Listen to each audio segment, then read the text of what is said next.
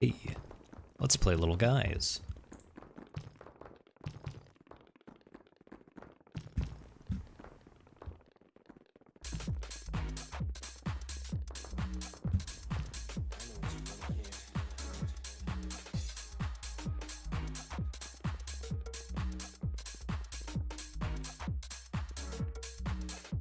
What's up, Tyrex? How's it going?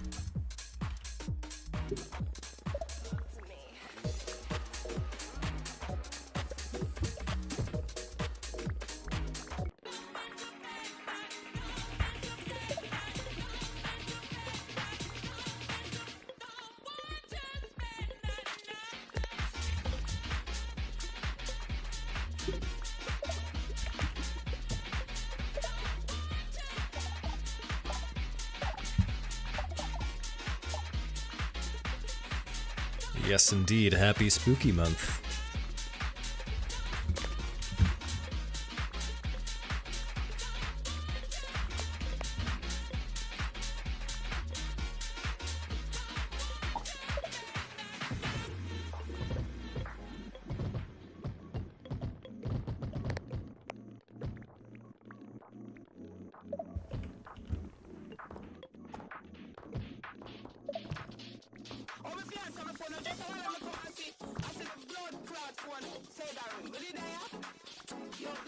How long has the game been in development? 2 years.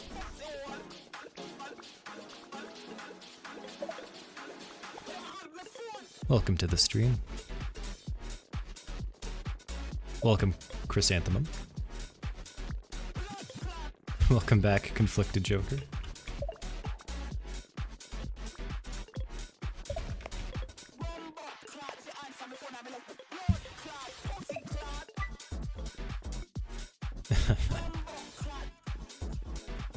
We're playing version 0.0.8.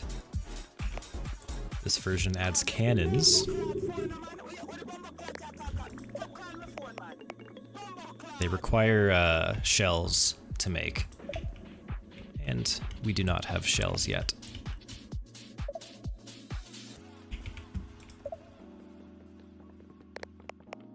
But we can craft bombs if we want. There we go. There's a bomb.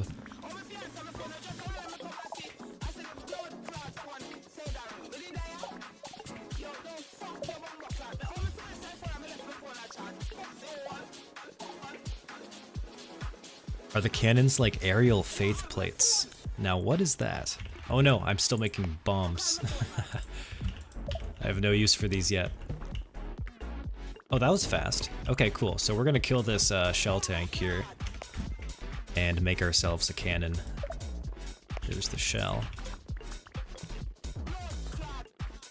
So let's place the cannon right here, I guess.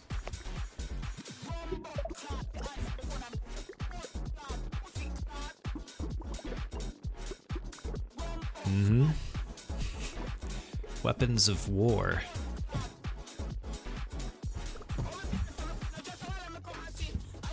The music playing right now is from a very good Rally House playlist. I'll send the link in chat.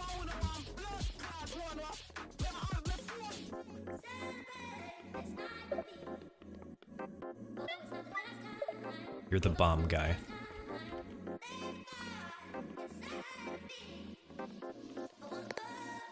Also, I made it so you can skip to the next wave. Probably see it on the top right of the screen. Click that and the next wave will commence early. Because I'm feeling especially violent today.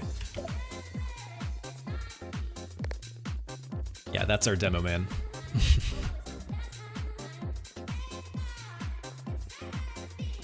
Ah, yes. It can launch the little guys, although I've turned that off. Right now it's just bombs. I have some videos of the cannons launching the guys. And yeah, it's kind of like fast travel.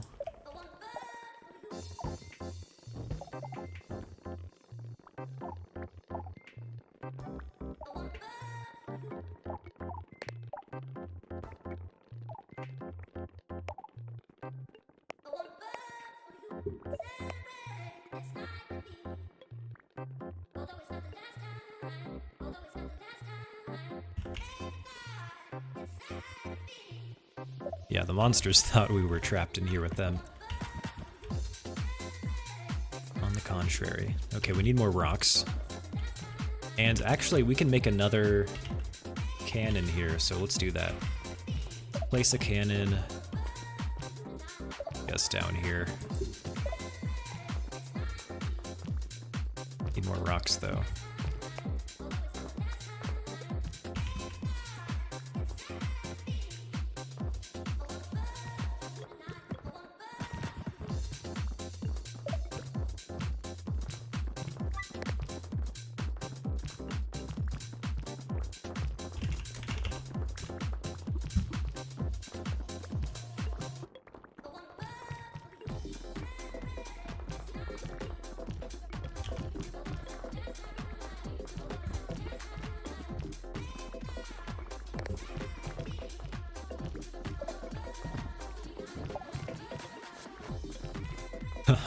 We need to make more bombs too.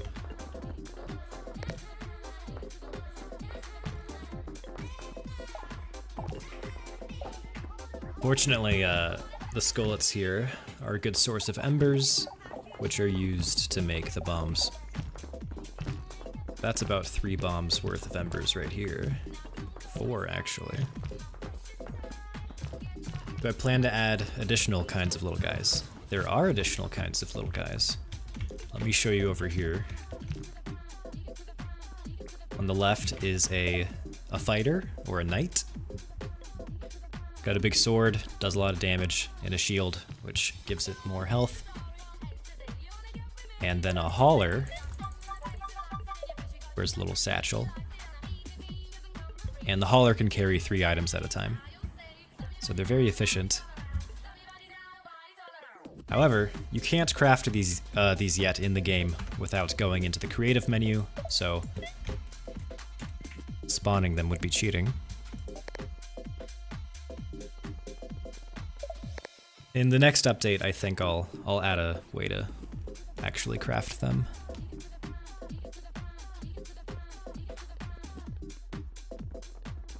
Do I plan on adding support enemies? Yes. Yeah, enemies that heal, enemies that spawn other enemies. Enemies that... There's one enemy I want that can pick up, like a flying enemy that can pick up other monsters and carry them over your walls. I think that would be fun.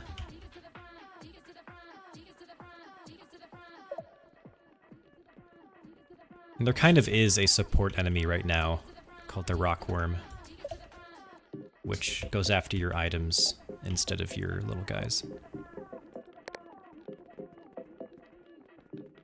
How far am I from version 1 timeline-wise? From version 1.0.0? That is a great question.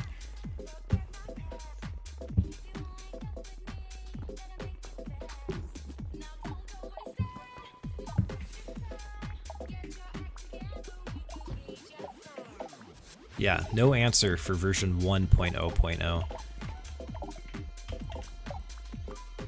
There's the rockworm.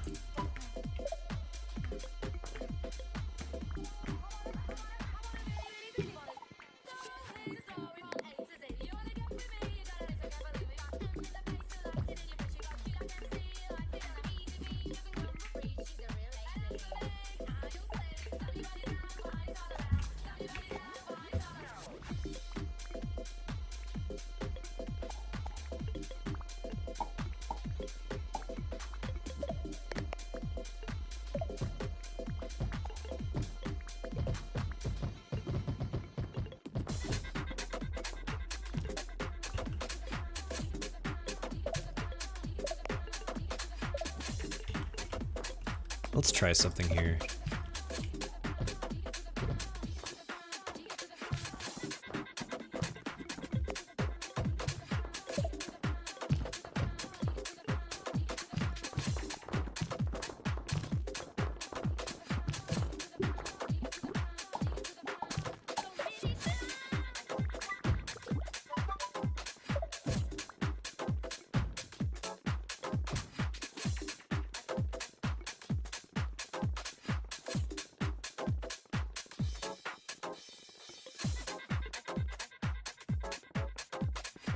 Where'd my shell go?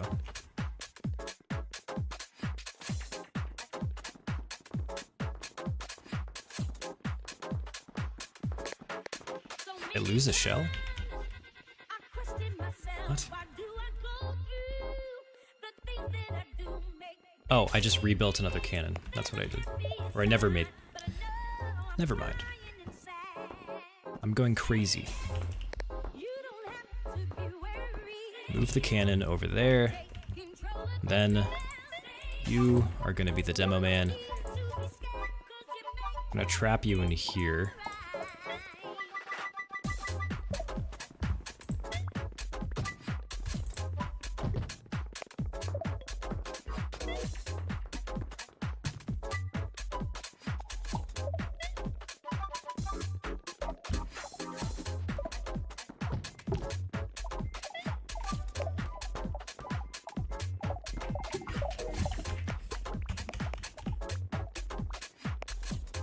Then what I'm gonna do is I'm gonna place a bomb bakery right here.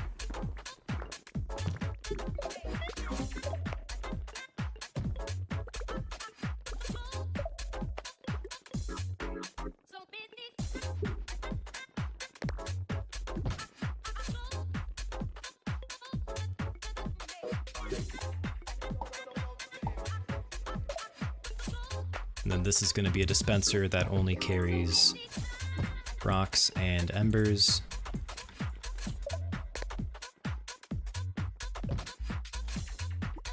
Is this a passion project or a commercial project or a combo of both? A combo of both. I have a Steam page up for it. Eventually I will release it on Steam as early access.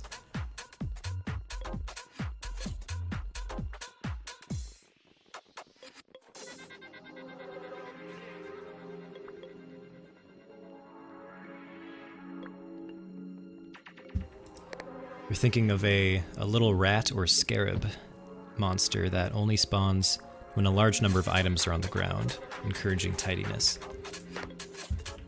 I love a little rat or a scarab. Scarab's a good... I think a scarab would be a very fitting kind of enemy for this game. That's basically how the rockworm works right now. It steals your items and tries to run away.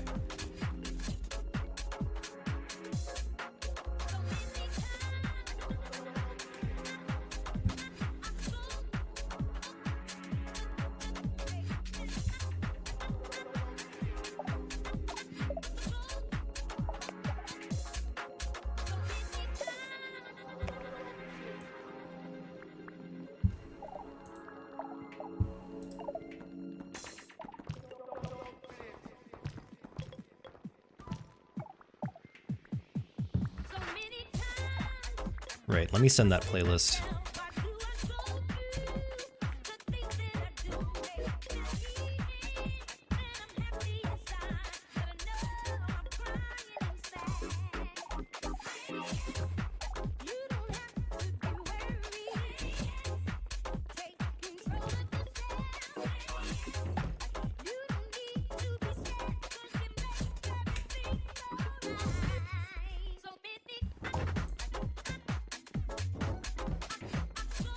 Ready?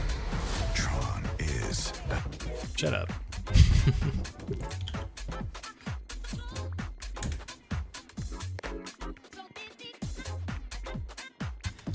Does the maze-looking base still work?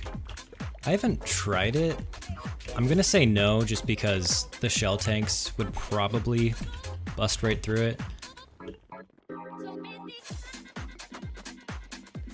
But we can try. We can try a little maze.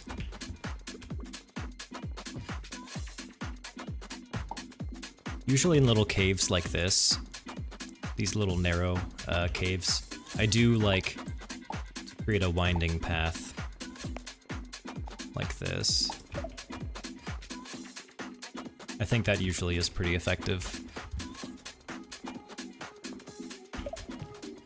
Okay, we have so many shells right now, so let's make a ton of cannons.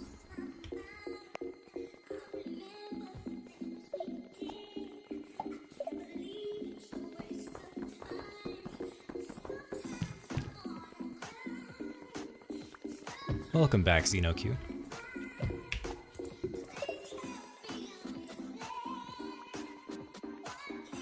Any idea when this new version will drop?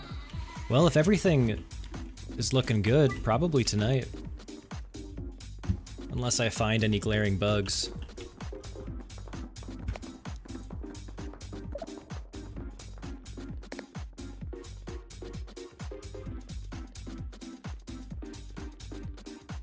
Thank you.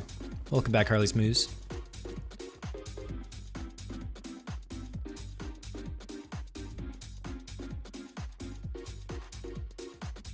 Is there any sort of reinforced wall?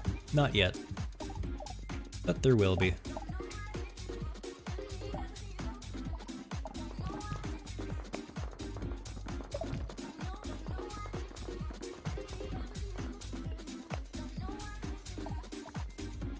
Get more rocks. I always underestimate how many rocks I need. Oh no.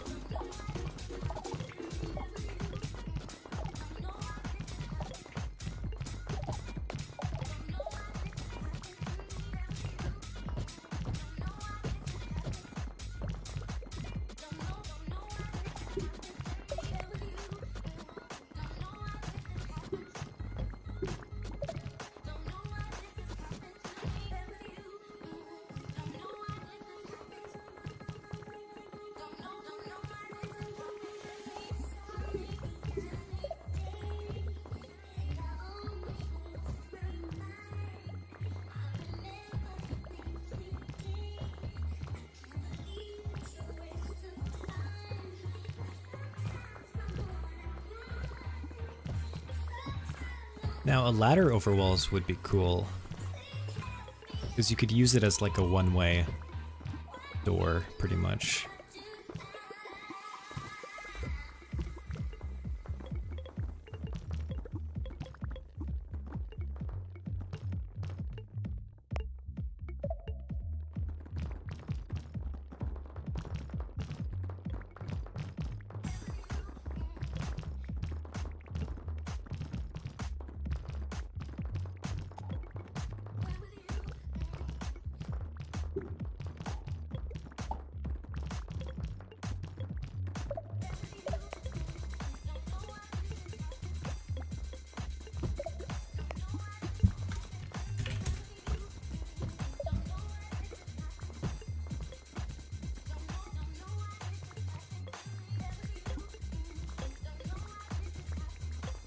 Oh yeah, there definitely should be an enemy that scales walls.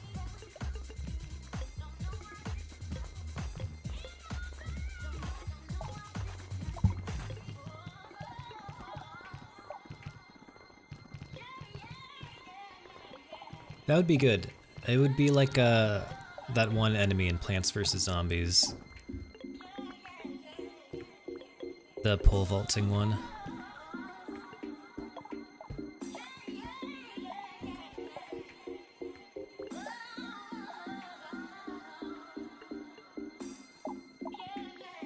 Or maybe the ladder. I remember it being like a pole vaulting kind of deal.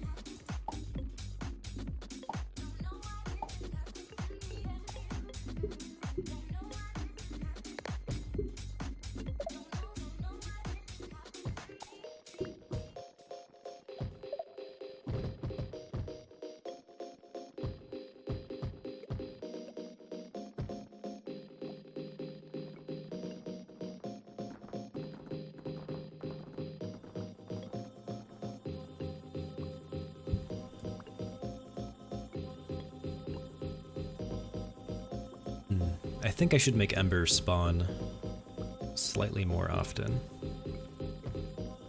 Now we're spending all the embers on making bombs.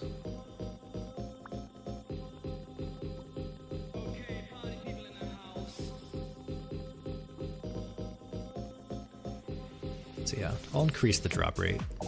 I think it's like 50% right now. When you defeat a skullet.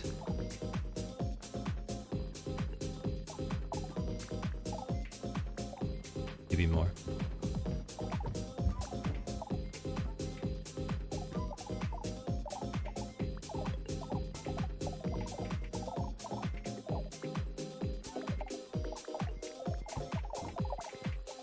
Thank you, Andrew. Yep, I made the art.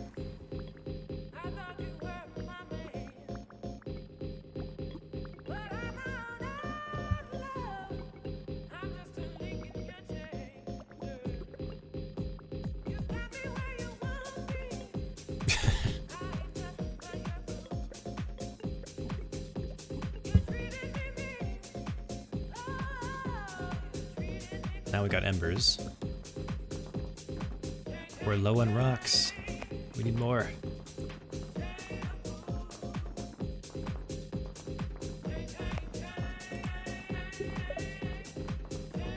Get to work. There be flying enemies. When will I add the 3-inch 70 Mark 26 anti-air gun? That is a great question.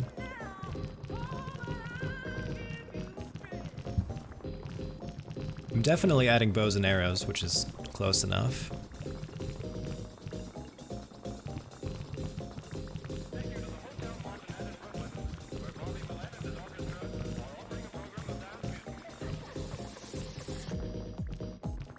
Would there be an event or cluster-like resource for anima or ember?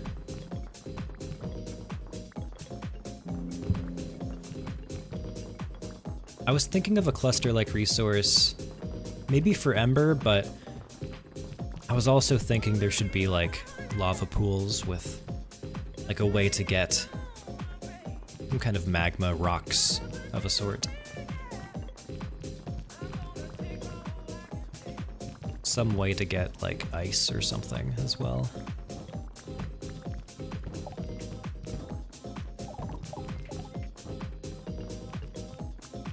For events, there will be bosses, which will drop a whole ton of resources for you. A whole ton of anima, a whole ton of rare items. We'll see if I can add the crab boss in the next update, because I may as well at this point.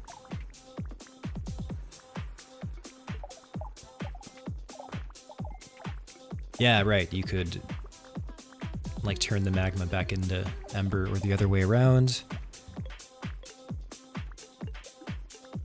Oh yeah, and abandoned bases or abandoned like ruins and such. Those would be really cool.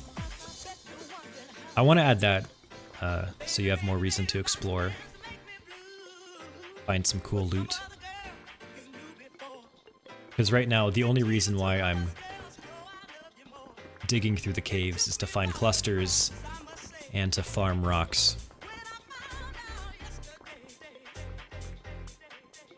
But yeah, more exploration would be nice.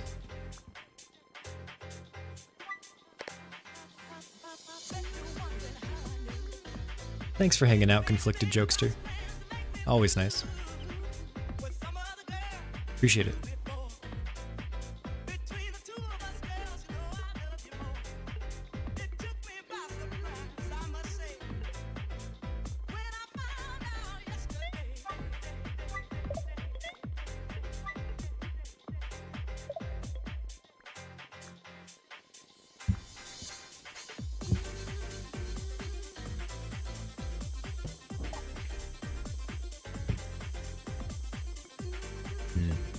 I think I should spawn more enemies per round now. These cannons are too powerful.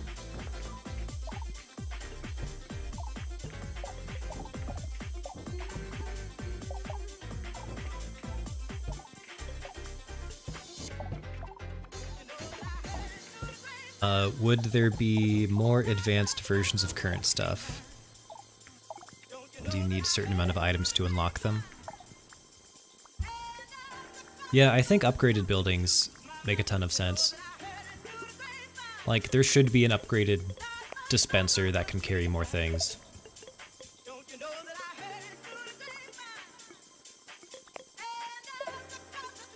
But I haven't decided if that should be a completely different building, or if it's like an upgrade you give to a building. Or like a...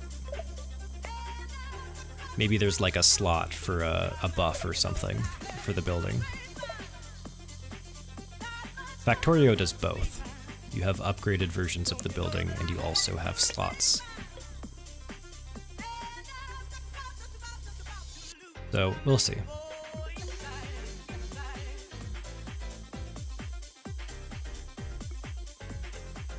Should there be a slow rock maker for passive rock production?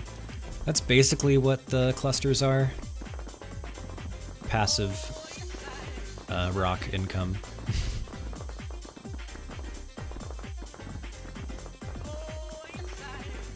But they're so far away from the base, like, I need to turn these tunnels into like a super highway.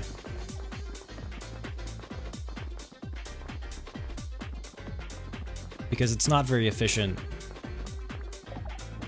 like sending like 20 guys out to carry one rock at a time.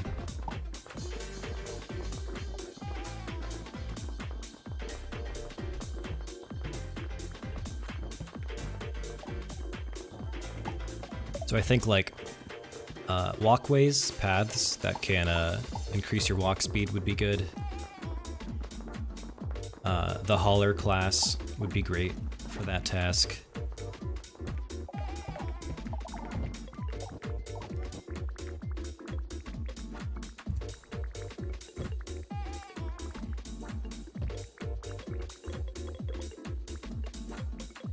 You see the guys as the kind of candy on Valentine's bracelets? Yes, exactly.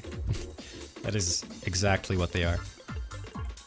You're not crazy.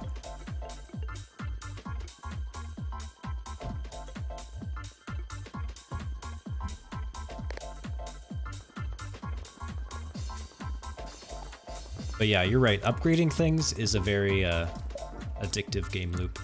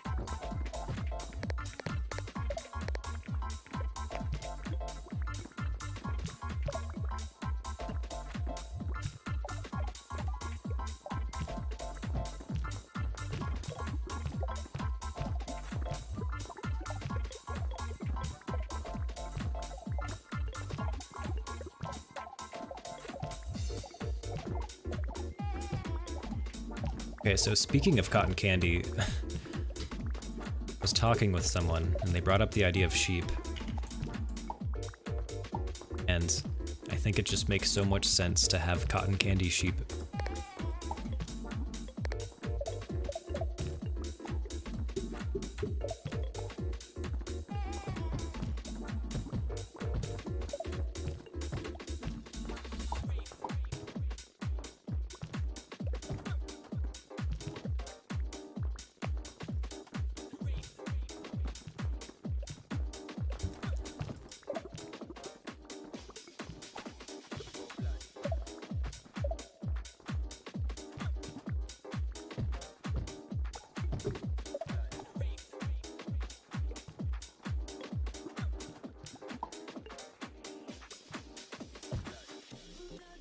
What's my favorite part of working on the game? I think adding new items and buildings and things. Adding content. I think it's more fun than like fixing lag or fixing bugs, you know? I like an excuse to draw something.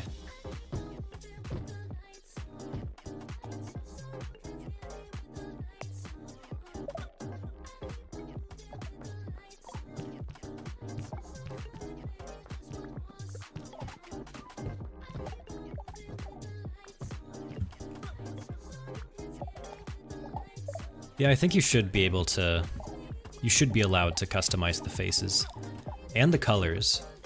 So, I had a similar idea, Tyrex. I want to add a building that lets you equip things to your little guys and also change how they look. Allow you to dress them up and change things about them. So you could change their color with like a dye or something, food coloring. Change their face.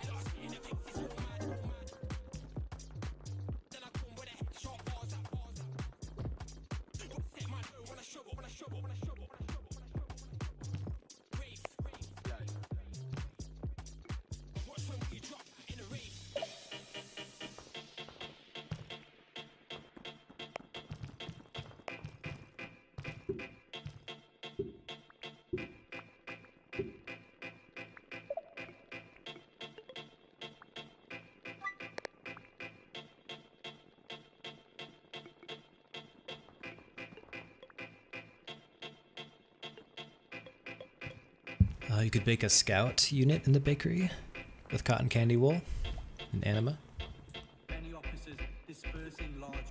Yeah, if I add cotton candy as an item, which I think makes so much sense. Yeah, that would be good for maybe some hats. Or other kind of equipment for scouts, haulers, and things. Do I have a centralized goal for the game, and do I make sure it aligns with my goal when I add stuff?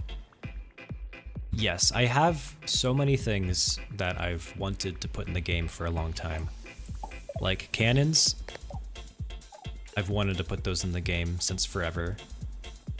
The rockworm enemy, if I can find him. That was like the first enemy idea I had. Oh, there it is. Like this, this little guy. The candy necklace snake that steals your items and grows longer. That's always been on my to-do list.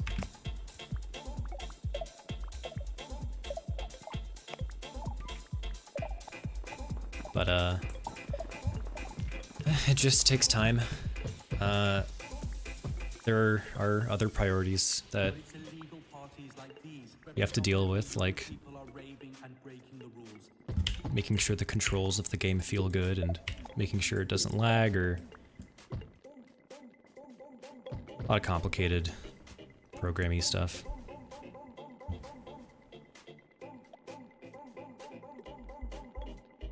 But yeah, now I'm trying to cross off everything on my list.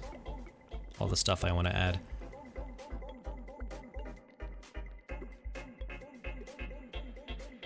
Now that the game, well, it works.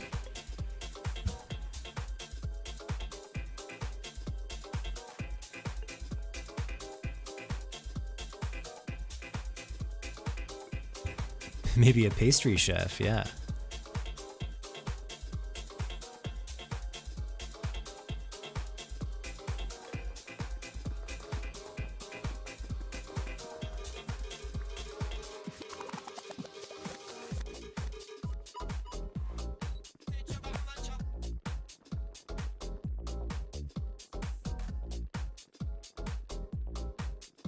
Destroying all of this.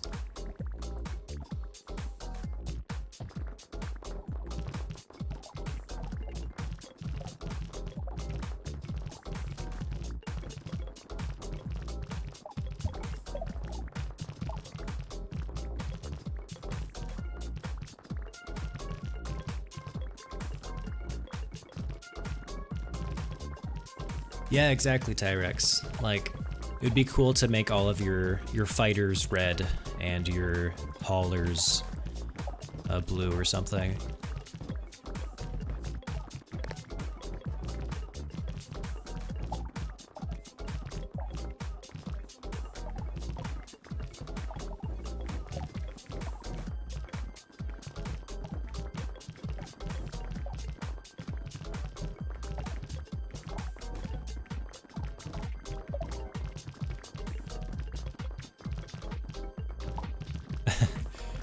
Yeah, this game could use a kind of Molotov cocktail.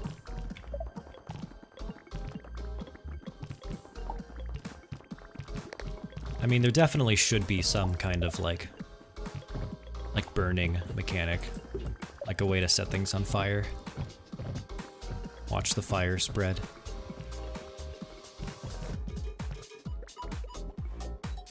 I have an idea for a rock crab they attach to the head of a little guy. And it looks like they're wearing the rock as a hat. The little guy starts behaving weird. Oh no. That sounds awesome.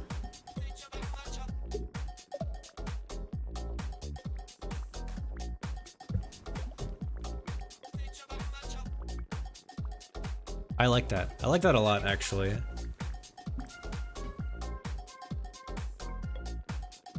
It's like, they would possess your guy. None of your other little guys would notice that there's something wrong with him. They would just be like, hey, cool hat. And they infiltrate your kingdom. And maybe go walk up to the king and punch him or something.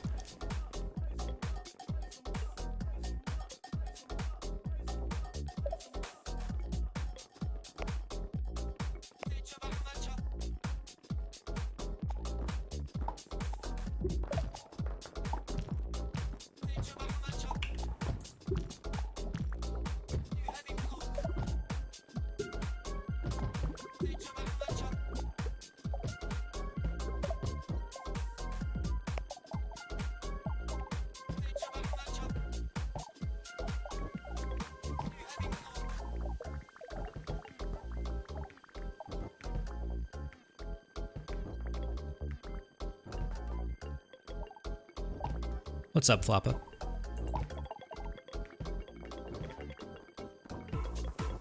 Could I please describe the management system for the little guys? Like controllers, managers, systems, etc.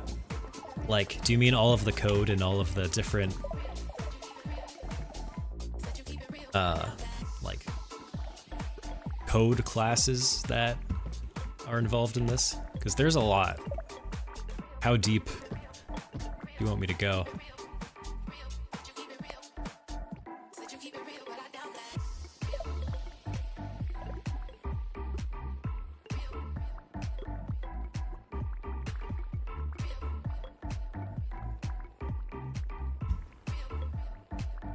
Said you keep it real, but I doubt that.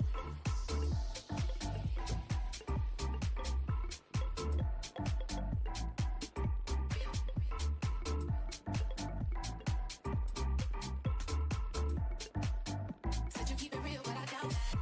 Said you said you said you real. Said you said you said you said you keep it real.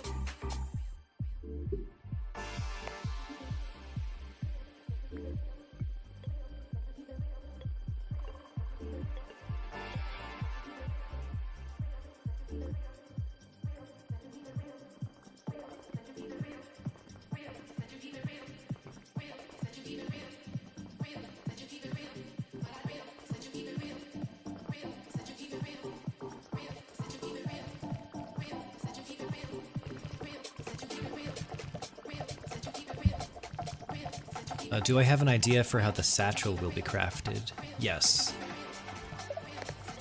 So if I have time in the next update, I want to add mushrooms that you can chop down throughout the map and then harvest them for things like mushroom stems, mushroom caps, and the caps would be used to make certain accessories, like hats, of course. Caps should be used to make hats, and I guess like a mushroom cap is like a very soft, round kind of material, so I think it makes sense to make satchels out of mushroom caps. So that's the idea. And then the mushroom stems could be used for arrows, for bow and arrows. They could be used as the hilts of swords. Mushroom stems should be a requirement to make the outposts. Flagpole could be made out of mushroom stems.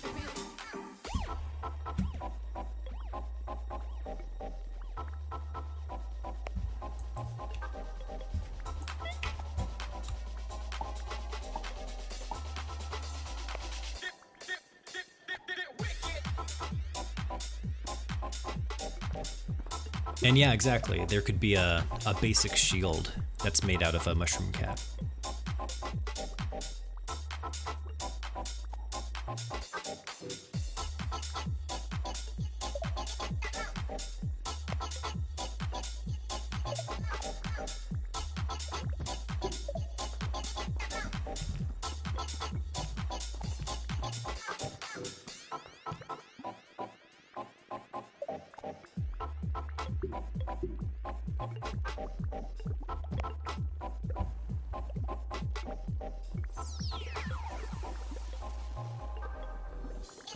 Oh, I just realized. We can do something crazy here. We have this little tunnel for enemies to walk through. We can just put cannons right outside of it, and the enemies won't be able to get to it.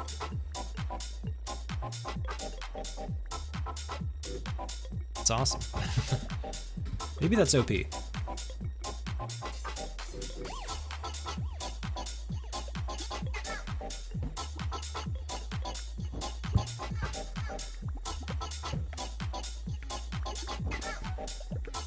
But yeah, I could just place a bunch of cannons right here. The monsters would never know.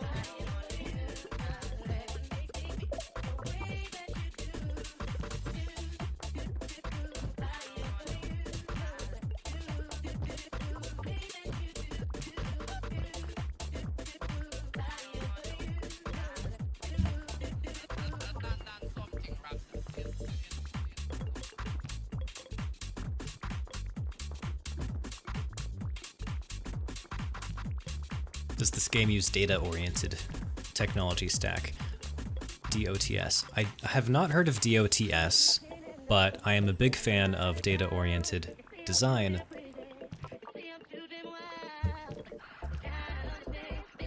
And so a lot of things I've learned from DoD, data-oriented design, I've applied in this game. And just really simple stuff like avoiding like memory allocations every frame and trying to pack all of your data in very tightly packed little objects in arrays and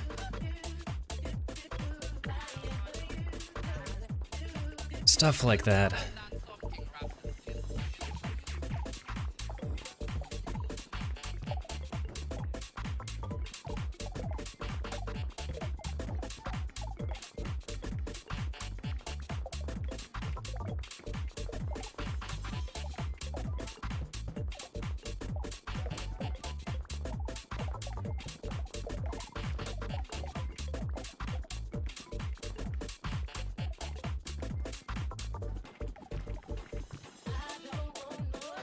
A candy cane support enemy that drops candy cane splinters. Use the bakery to melt the splinters into a full cane. It just reminded me that I think at one point I was gonna add a candy cane as a weapon. Or, oh no, here's what we do. We add the cotton candy sheeps, and the candy cane would be like a shepherd's, is it called a crook? A shepherd's hook? Their little cane. Yeah, a shepherd's crook. Would be made of candy cane. Use it to herd cotton candy sheeps.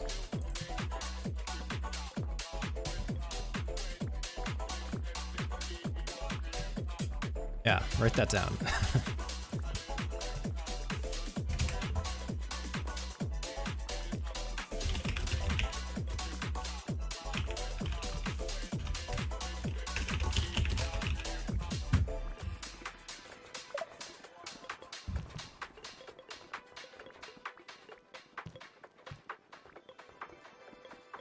Will there be difficulty levels in the future? Yeah, I think so. At the very least, there will be a peaceful creative mode.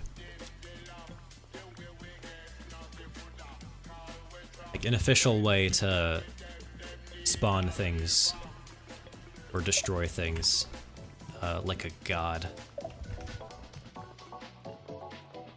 Because right now the creative menu is a secret. You have to press F4.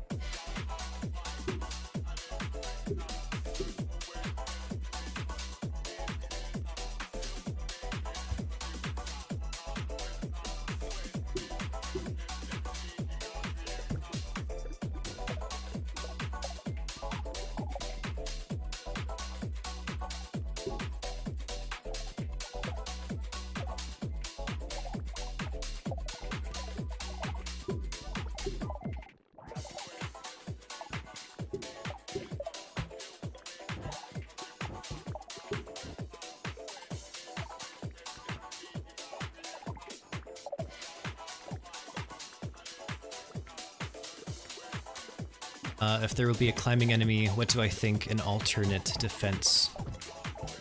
What do I think of using a moat to defend against them? Oh yeah, that makes sense. Yeah, for every enemy there should be a good counter to that enemy. There isn't a great counter to the shell tank right now, which is why I wanted to add spikes that they would walk into. But yeah, for a climbing enemy, yeah, a moat makes sense. They wouldn't be able to climb over that.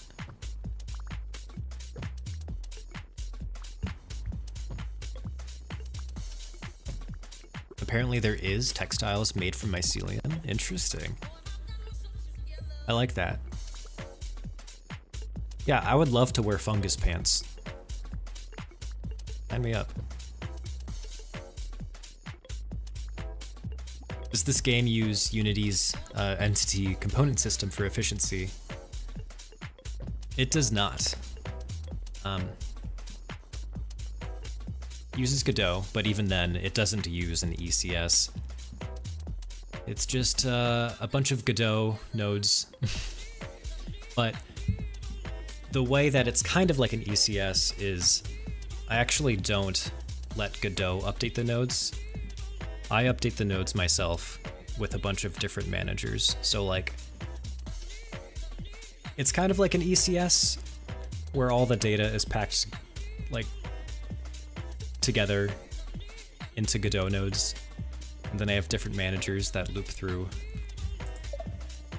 these different things. Like there's a navigation manager, there's like a graphics manager, there's a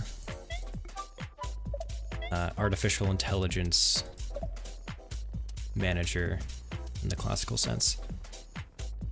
It's hard to explain. It's not an ECS, but it's as close I was able to get.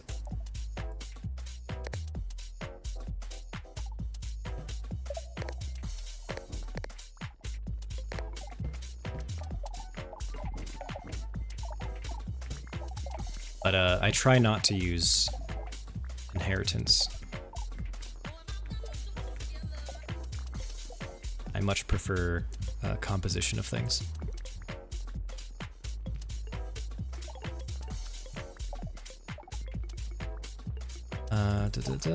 So Unity's data-oriented technology stack DOTS is a high-performance framework that utilizes DoD. Oh, cool. Yeah, if I was using Unity, I think that's exactly what I would be using.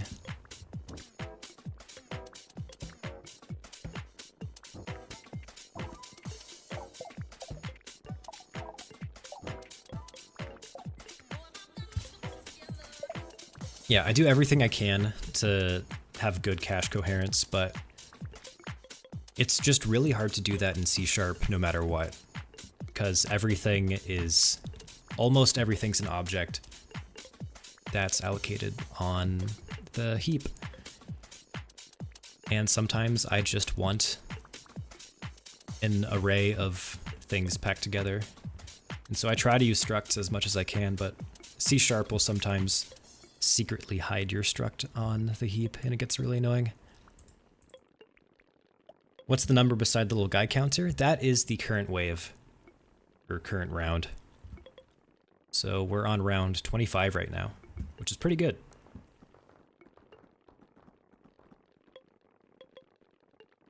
Maybe at round 20 or 10 or 20 I should add a boss or something.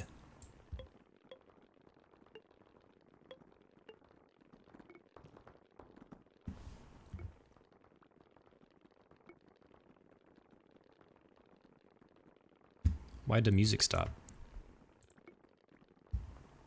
Oh, it's buffering.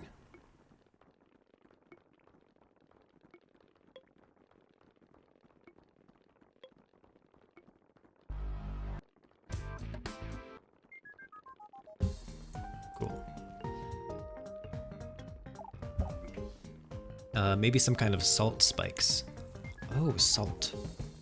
Yeah, I was wondering what spikes could be made out of. Where spikes would come from. Salt spikes make a lot of sense.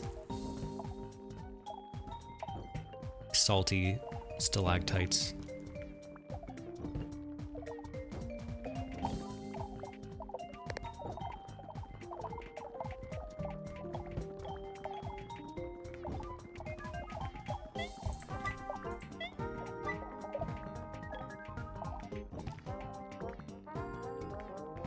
Oh, of course.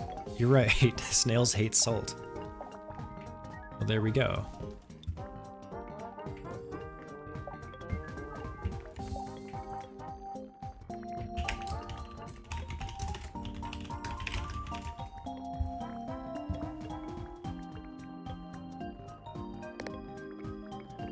Yeah, every 20 rounds for a boss.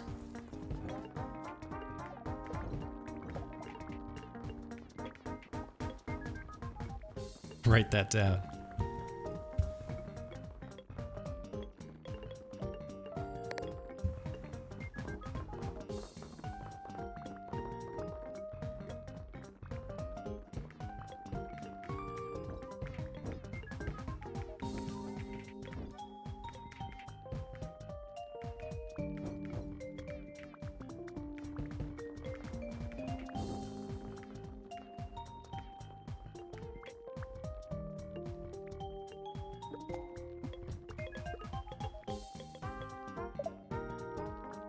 I have so much anima. Yeah, so in the next update, if I add mushrooms, I want to use anima as like fertilizer for farming new mushrooms.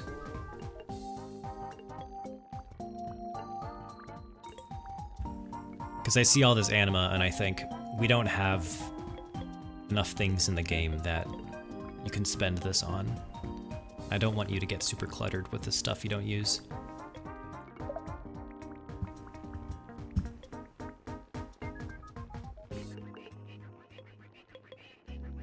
So yeah, little mushroom farms, fueled by anima. I think that's the move. Thanks for hanging, Tyrex.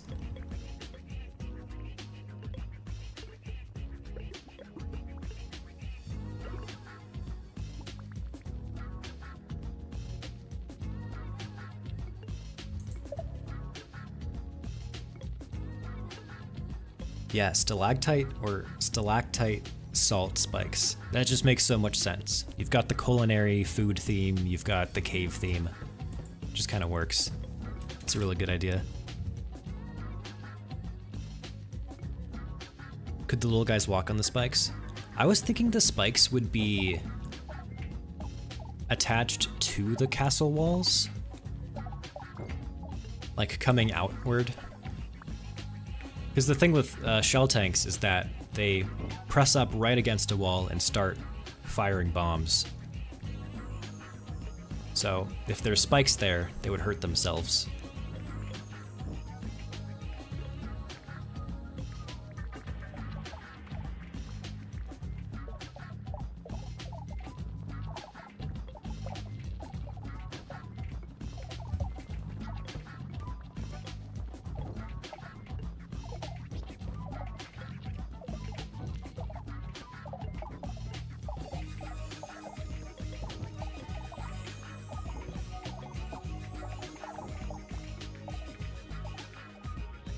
Okay, so I think I'm gonna make a couple more tweaks before uploading the next version. I'm gonna make embers more, I'm gonna make, what am I doing? I'm gonna give embers a higher drop rate. Because we only have like 4 right now. Should have way more, so we can make more bombs. Candles. I think I'm gonna decrease the shell drop rate a little bit, just because I'm well suited with cannons. The only other thing I want to use shells for is for making hard armor, like helmets and shields. But those would be like the upgraded versions. So yeah, I'm gonna make shells slightly, drop slightly less.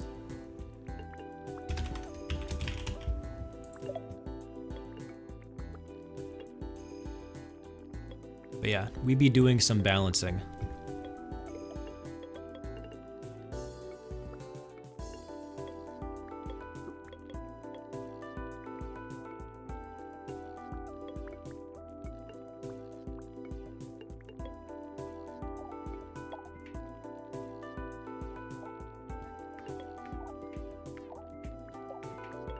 You're not seeing enough TF2 references?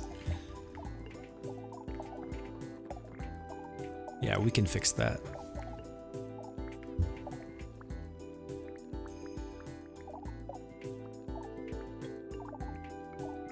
Ah, yes, cannons should be able to shoot other things. As you said, some kind of like jello or molasses to slow down enemies would be great.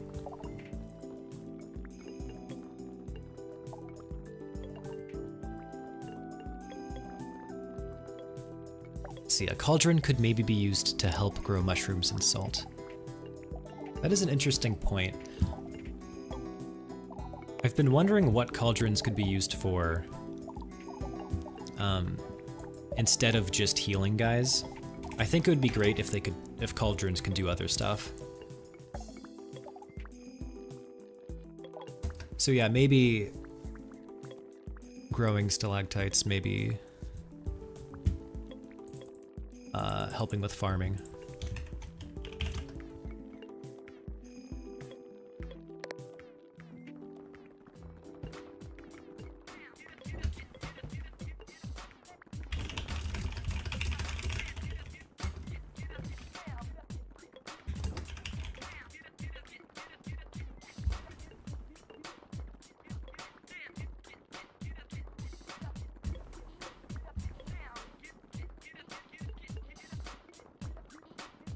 But yeah, spikes would be a wall upgrade, yeah.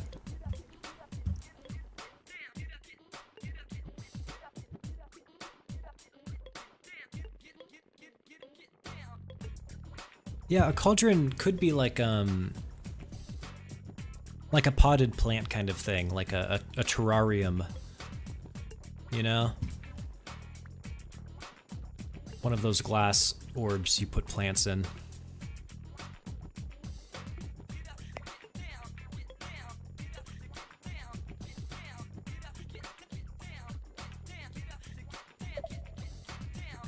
Yeah, like maybe,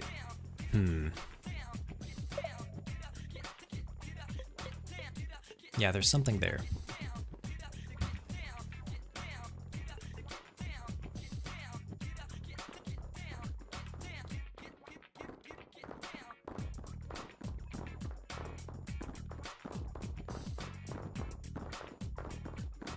Is there a tutorial?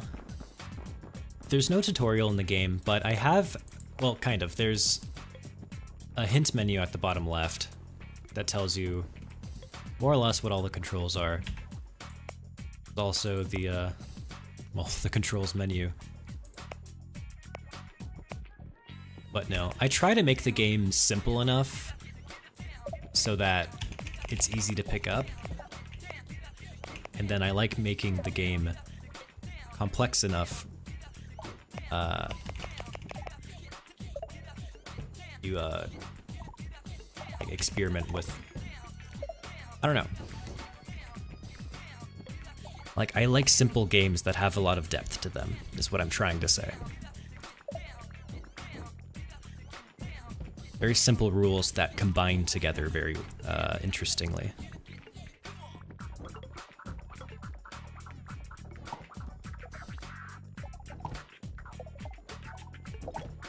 But I love watching people play the game live and just seeing them slowly figure things out as they're playing it. I want the game to stay like that.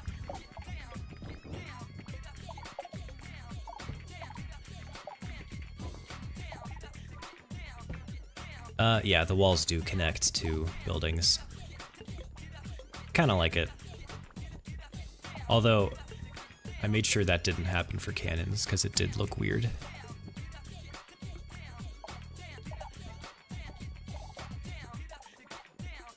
When's the bread update? Tomorrow.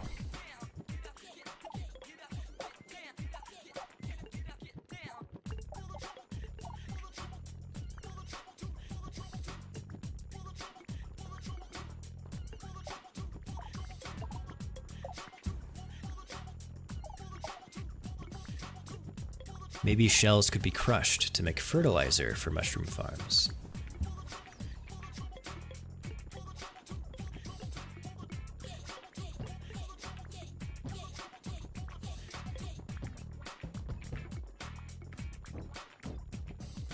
Oh yeah. Yeah, Omar, Godot being open source has come in clutch so many times. There's so many times I've had to like fix something or optimize something a little bit. Like, mainly commenting out code. I've commented out a lot of Godot code to make this game run faster.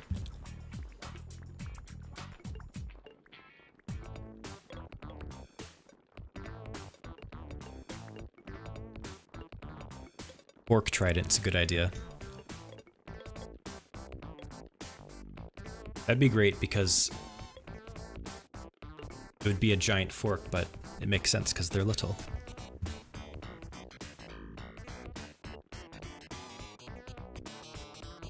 My cadence reminds you of Remy from Ratatouille. I've never heard that. I'll take it. I like my little rat guy.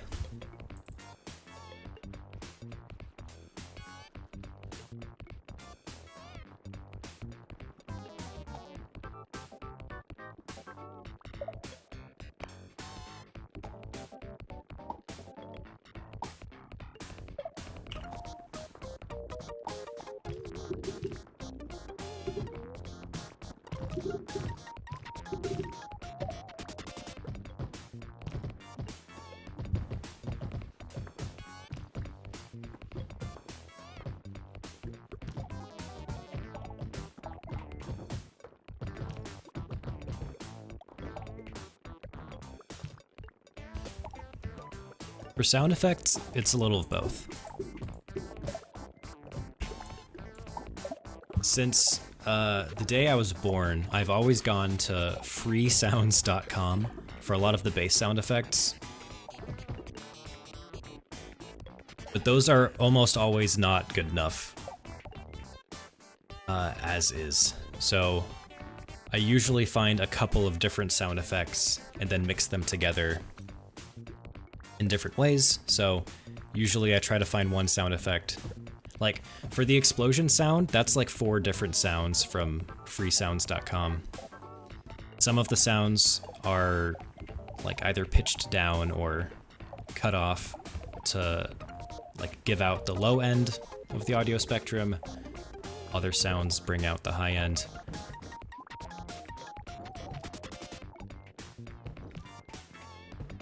But it's not that crazy. It's really just using an EQ to filter out different parts of the audio spectrum, messing with the volume, and adding reverb. But then other sound effects I make in FL Studio. So like when the guys get hurt, it plays little drum set noises. That was made in FL Studio. I think all of the selection noises were made in FL Studio.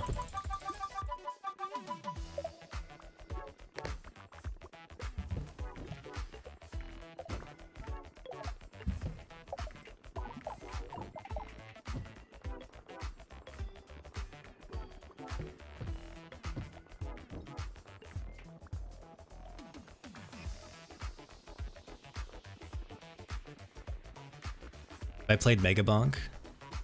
I have not played Megabonk. I keep hearing about it though.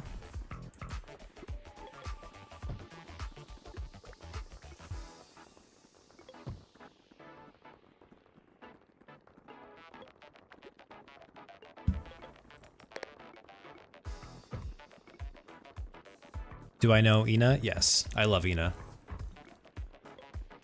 Big fan.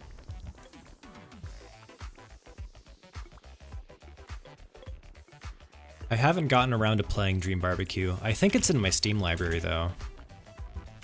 Let me double check.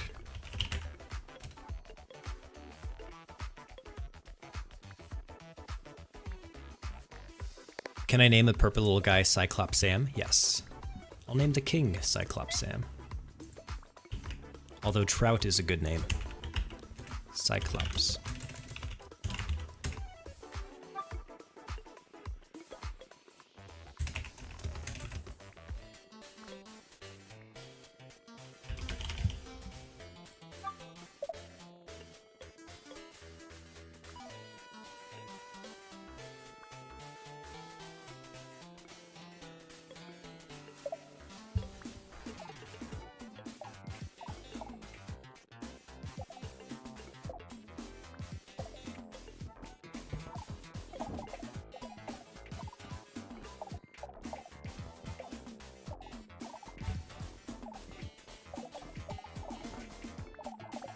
Hey there, Gruff JCC in Twitch chat.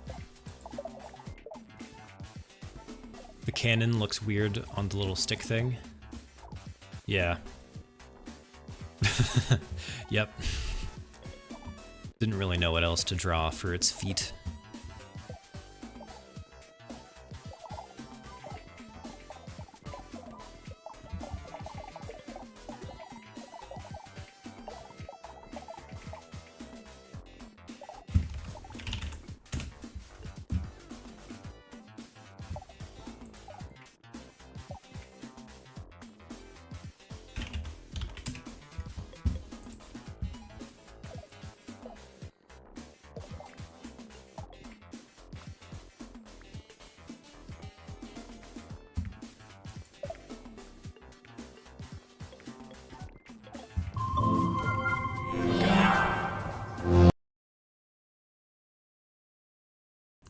Just turned on Steam Big Picture for no reason.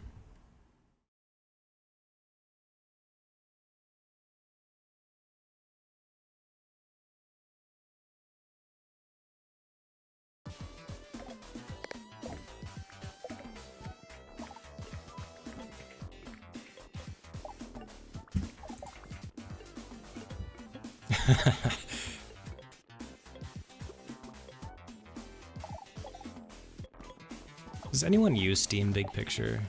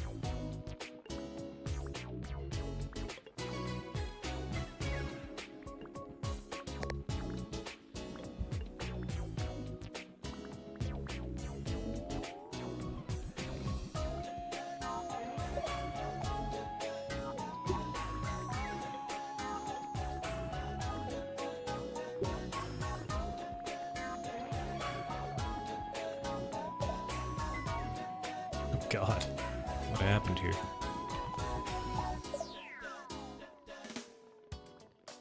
How do I decide how much content is needed for a version update?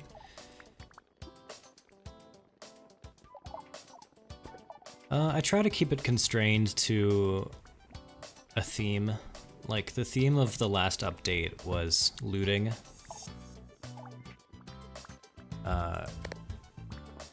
I needed to improve the ways you collect items from the ground, so that's when I added haulers and made it so that haulers would avoid enemies instead of walking to their death. I also added cauldrons as a way to heal damaged haulers. For this update, it was just mainly cannons.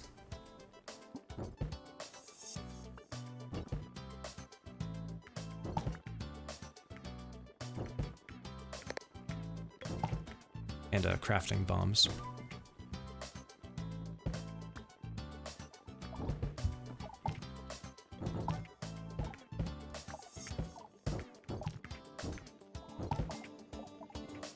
How often do I read the ideas channel on Discord?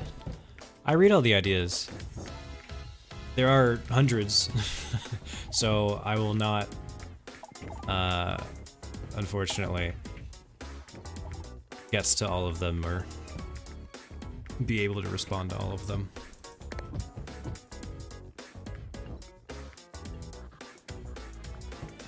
But I'm less so looking for specific ideas. I'm mainly looking for like the kinds of experience that players want. Like I want to know what gives players joy.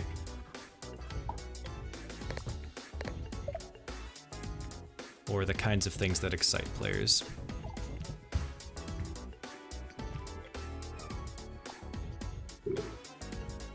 So I might not add, you know, the specific idea that was suggested. I do try to capture the thing about that idea that was interesting to people. But I also have a lot of ideas I need to get through first. Things that I've been meaning to add for a very long time.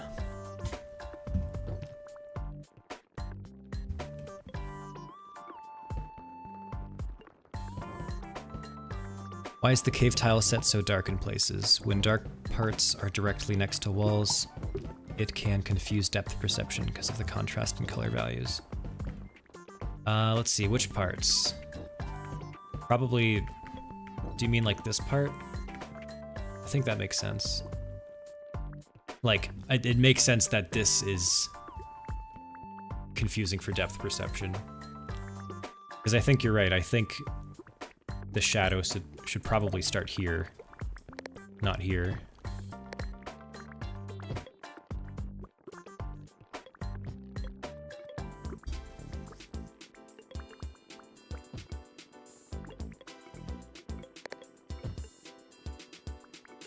Yeah, that makes sense. Castle walls probably shouldn't contribute to the shadow here.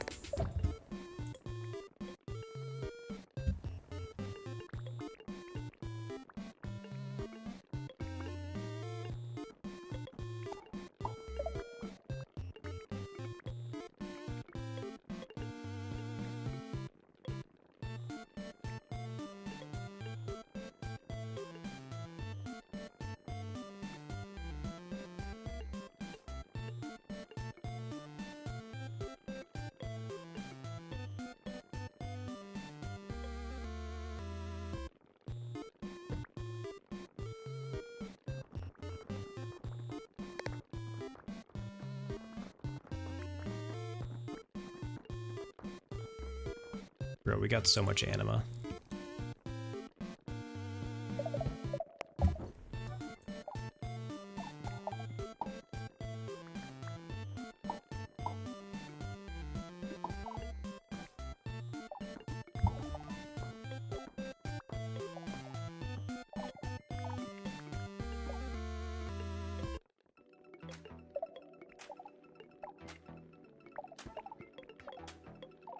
Have I experimented with an isometric view before? There was one idea I had for a game a while back that I wanted to be isometric, and I wanted it to look like there's this game called Mega Man Battle Network, and there's these sections where you go into the computer world and it's all isometric. Or actually, no, the whole game's isometric. But specifically, I was going for the computer world vibe.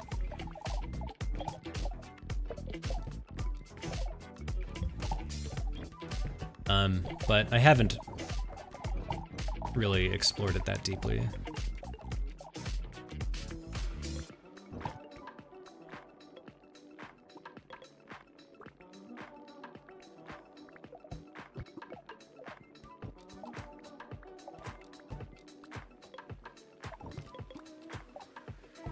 You'd like to ponder the orbs?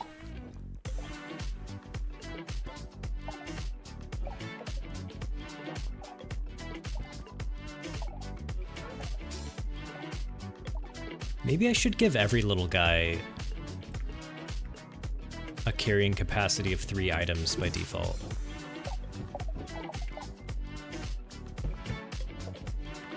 And then let haulers carry like 5 or 10. Because, like, look at this. It's a mess.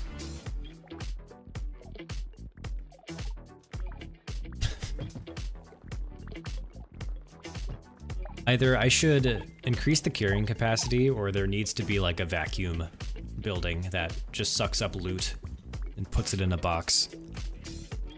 This is ridiculous.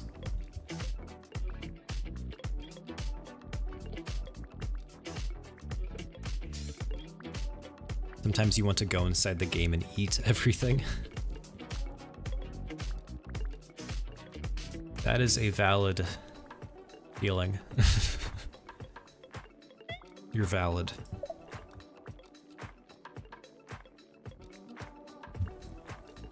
Have I thought about a mode that gets harder and harder until you die?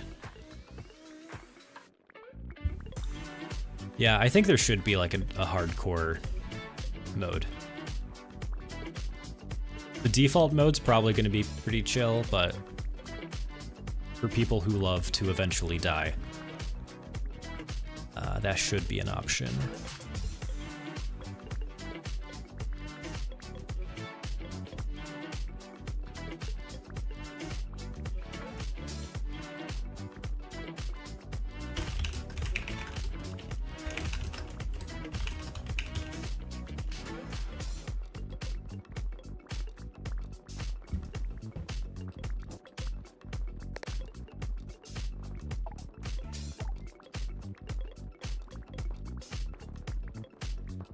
One of those carts that pick up golf balls, but it looks like a whisk.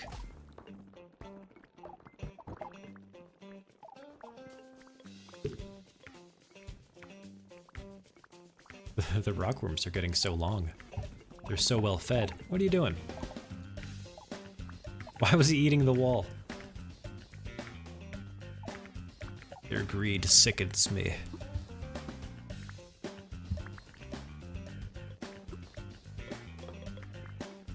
Did I consider a life cycle for the little guys? How do you mean?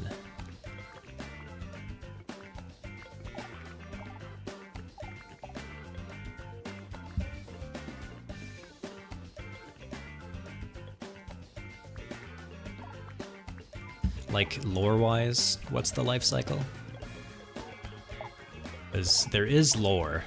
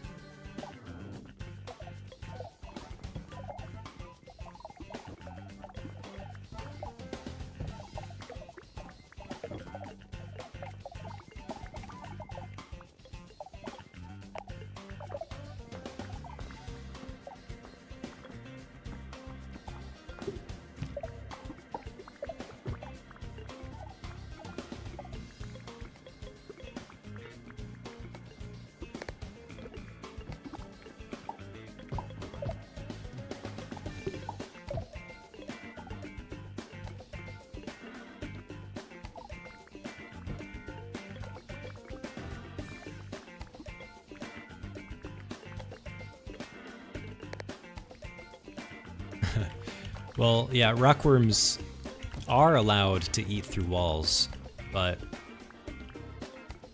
I only tell them to if they're trapped and they need to escape with the crown. Otherwise, they're gonna chill. But for some reason, it really wanted to eat this wall. It just looked so tasty.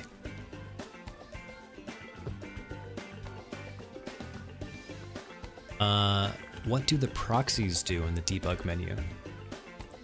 These things?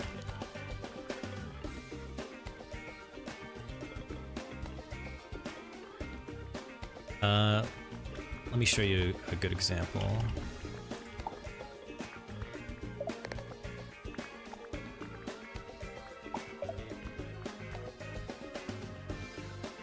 Right, so these green things, they're called proxies in the debug menu.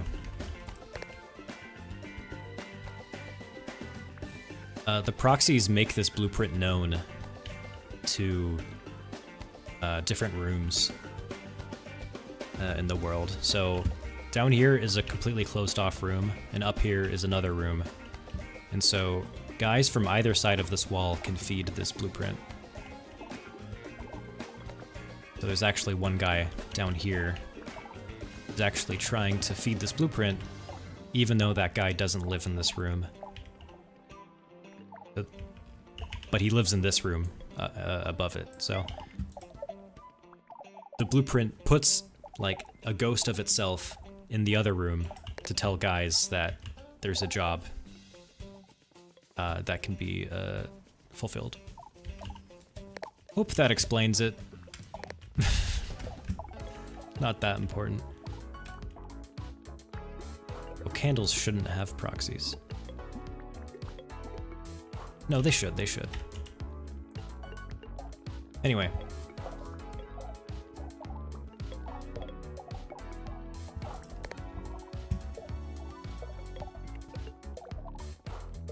Can enemies break non-wall buildings? Don't think you've seen a dispenser get destroyed. They can. Yeah, they will destroy a dispenser if you make a wall of dispensers. Yes.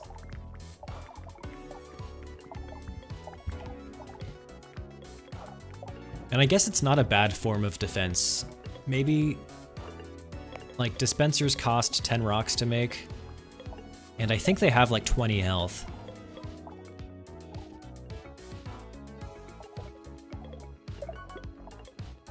Which is kind of decent.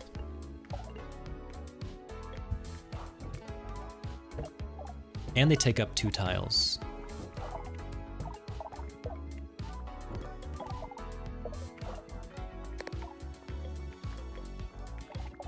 Yeah, I guess you could make a castle out of dispensers.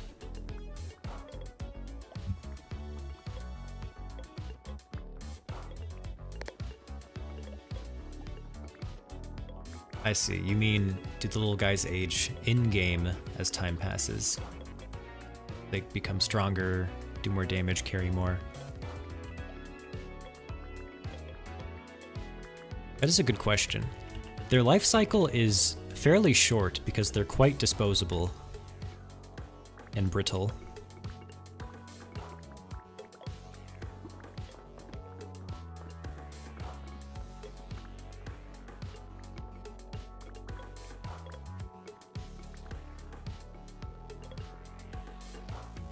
It would be cute to add like a happiness meter or like a anxiety meter.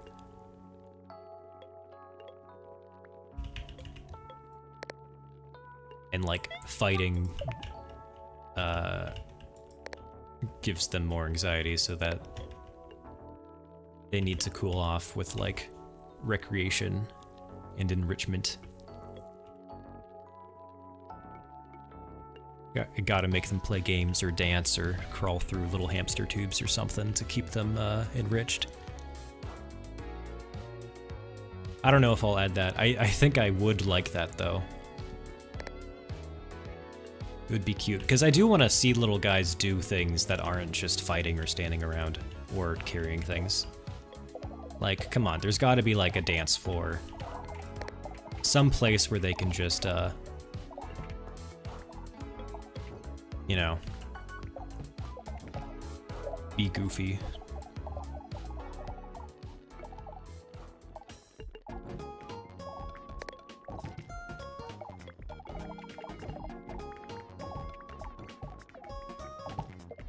You thought about cotton candy trees or broccoli trees, but they might just be decoration.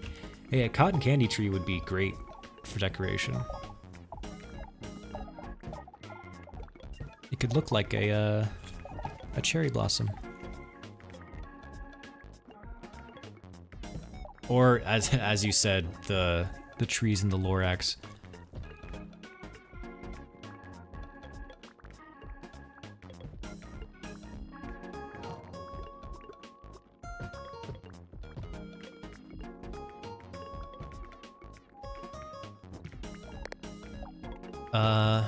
In Twitch chat, is the shell tank texture different because the shells don't look like the shell tank?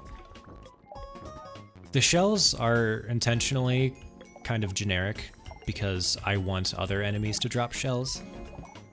Like the crab boss is gonna drop a bunch of shells. It's a hermit crab boss. So I don't want it to look exactly like one of the enemies. But I could also just have multiple textures for the same item. That's what I do for the crumbs. They have like 4 different textures. And same with the embers. So yeah, I could do the same thing for shells. Could have like a shell tank variation and a crab boss variation.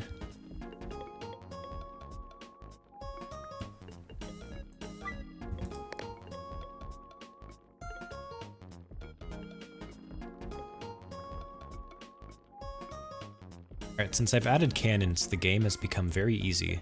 So, I think before I release this update, I'm going to increase the enemy spawn rate just a little bit. Or the number of enemies per round.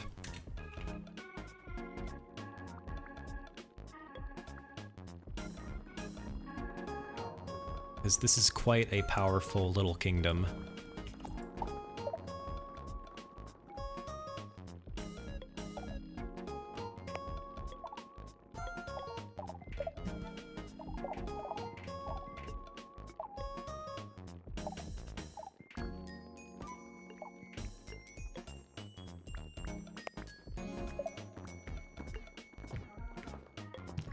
Gulp.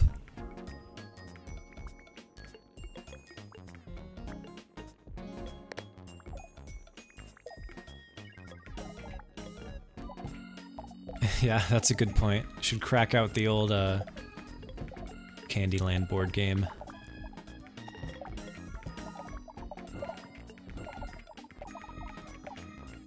Crack out is not the word. Crack open.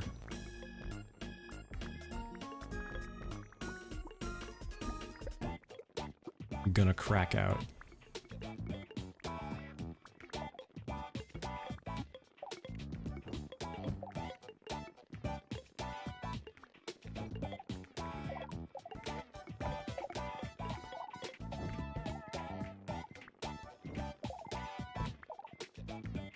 Yeah, there should be baby hermit crabs.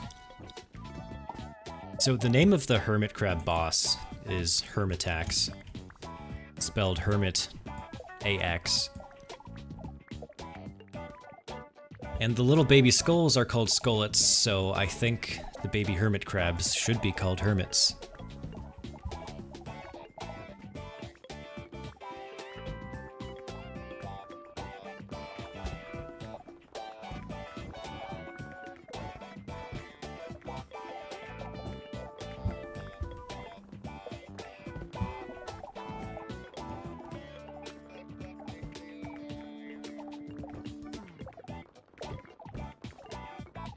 Oh god. Gotta love pre-rendered 3D animations. 3D cutscenes.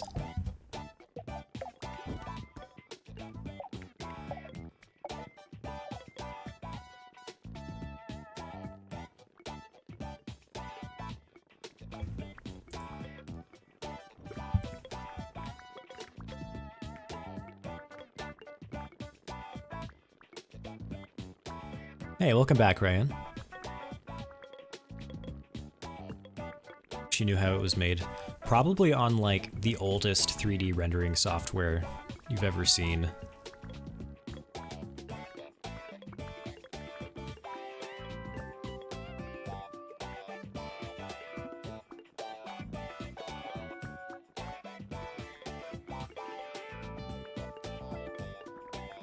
Like, I'm still amazed they had 3D rendering software in the 90s.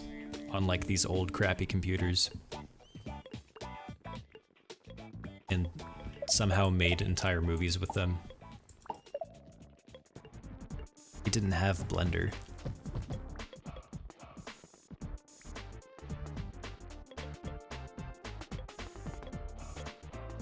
What if the satchels and any fabric related thing could be made through that one candy you see people spin and stretch? Do you mean like those taffy machines that spin candy? Like spin ropes of candy and flattens them? It's like taffy, right? And it's got the swirls, different colors and such. Yeah.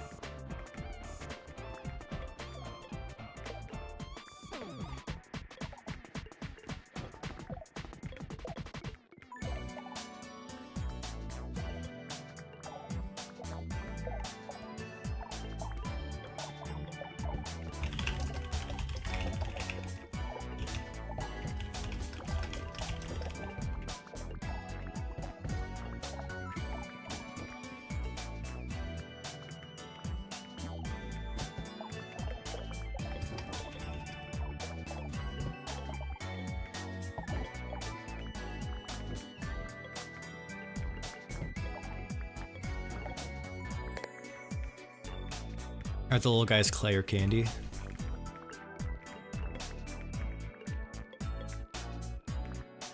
They're candy.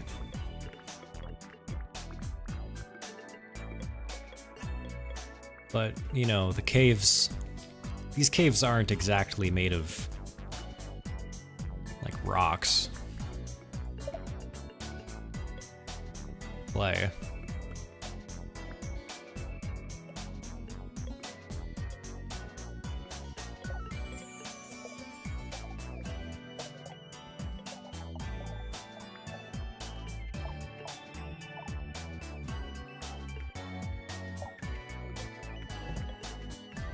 Thanks, Curly Boy.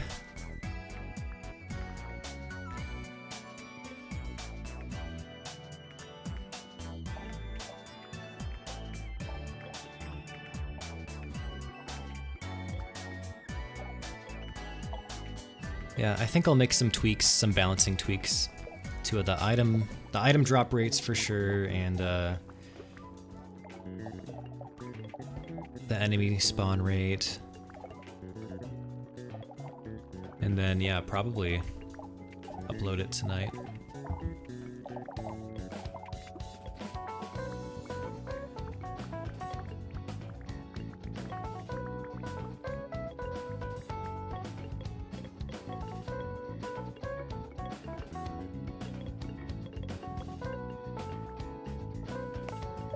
Alright, let's build a little contraption.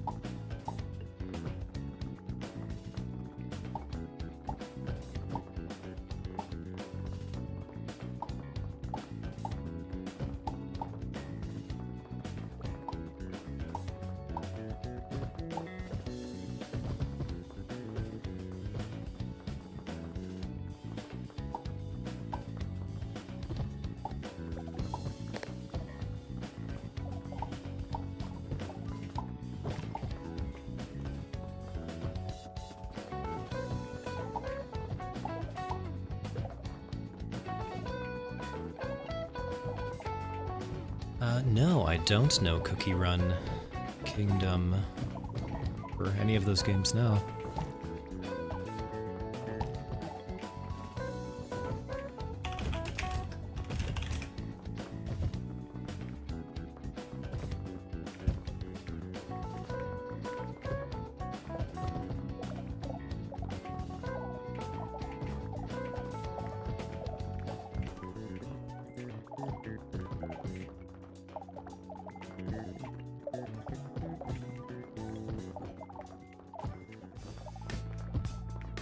Spikes could also be peanut brittle.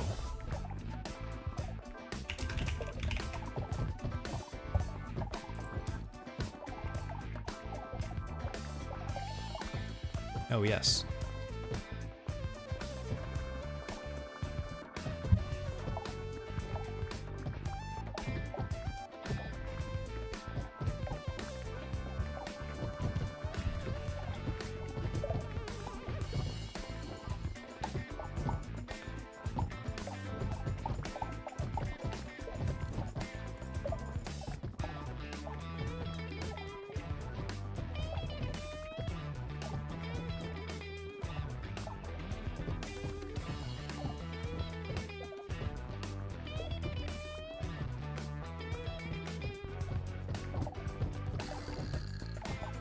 Oh yeah, using the spikes to craft arrows makes a lot of sense.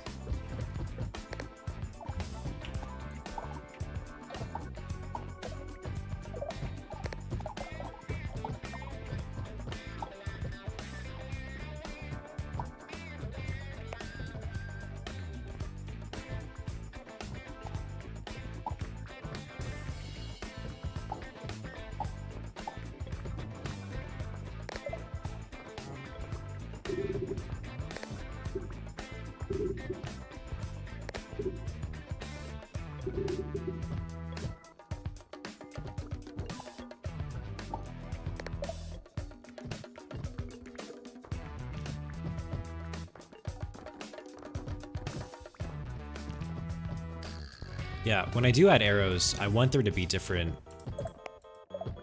variations of arrows and bows that you can craft.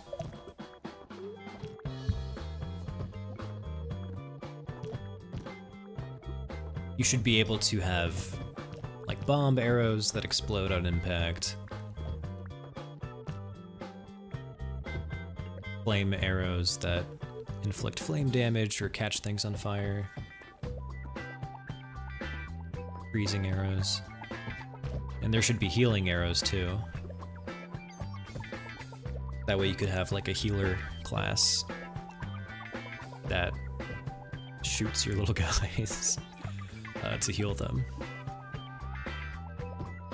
But it would be a way of healing teammates from a distance.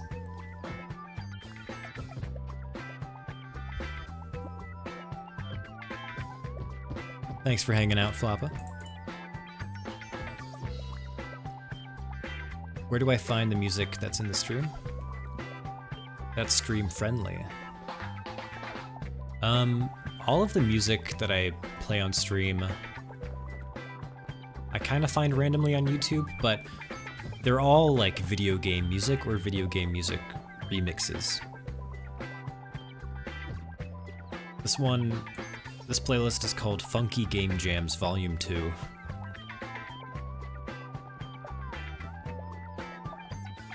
Curated by a fellow named Alf.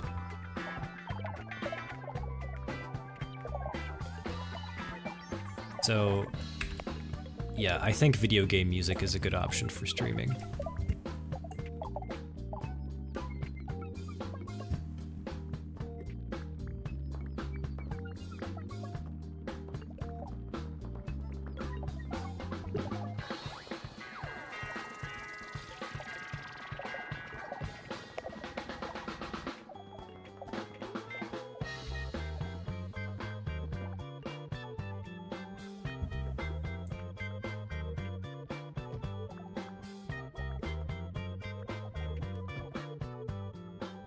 Oh my god. They got the crown. I didn't even realize.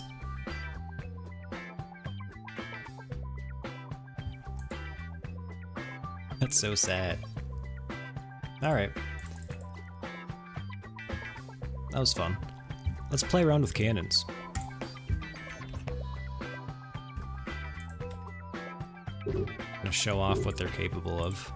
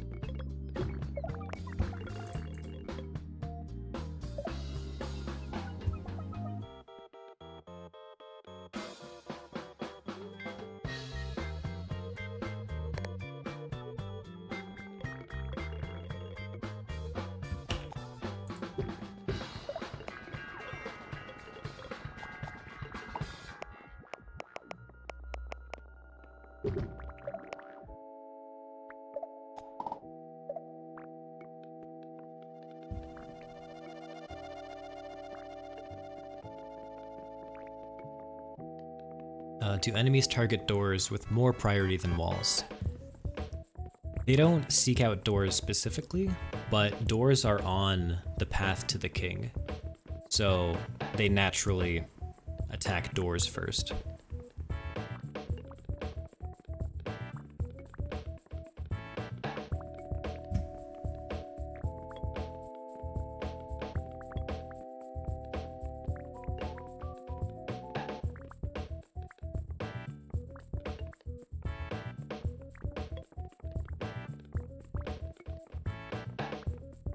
Wonder if little guys treat us as gods.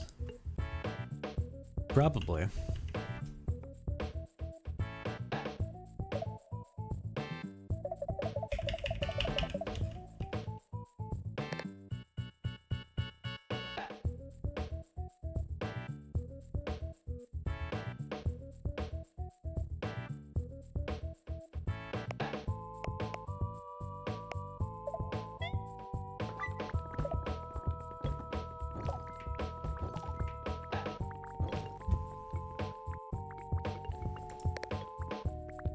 You're right, little guys would not like to find out that we eat them.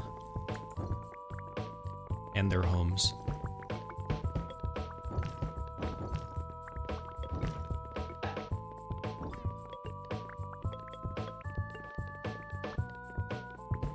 Oh, little jar backpack is such a good idea.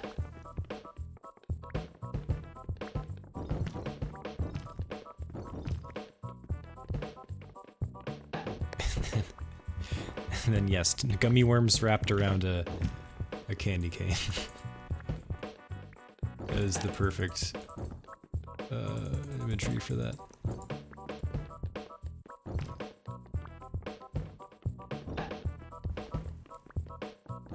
No, I do like the idea of a giant backpack.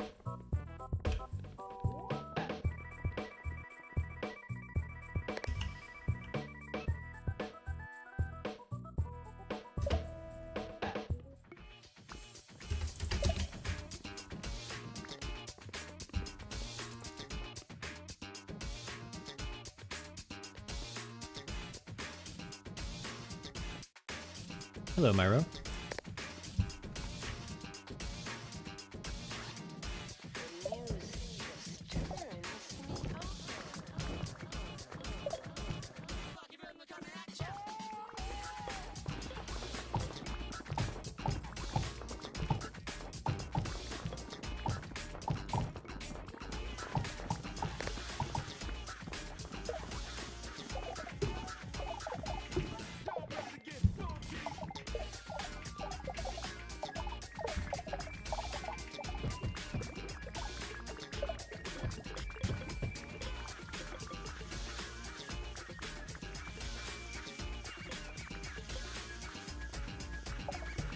Yeah, if you do build a maze for enemies to get trapped in, and then make little doors for your guys.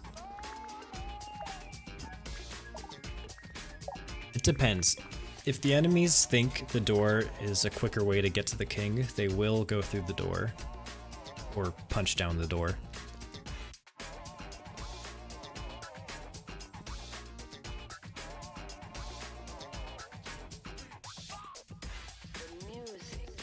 But I could try making, this is why I thought one-way doors would be a good idea, or ladders or something to go over walls. Because then you could have your little guys enter the maze and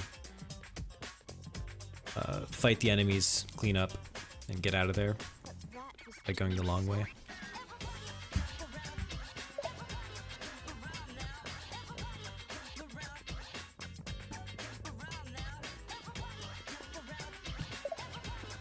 Would there be other forms of magic used by little guys?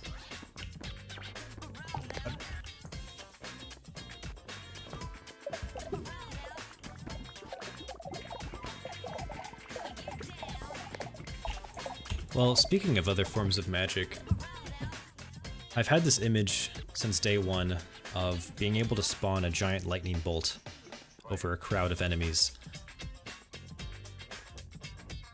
It would be something that the player could basically enact.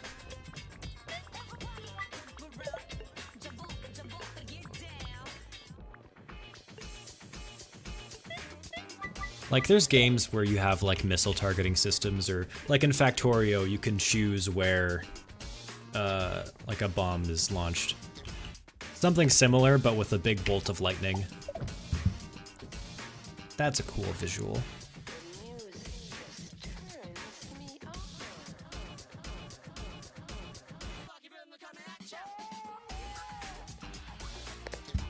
And yeah, anima is totally magic. That is one of the purposes of anima, is that anything that is magic related, like healing or creating life, should require anima. When's Little Guys gonna launch? I don't know. I really am happy with it being this kind of in progress game for a while we add new stuff and play test it and stuff.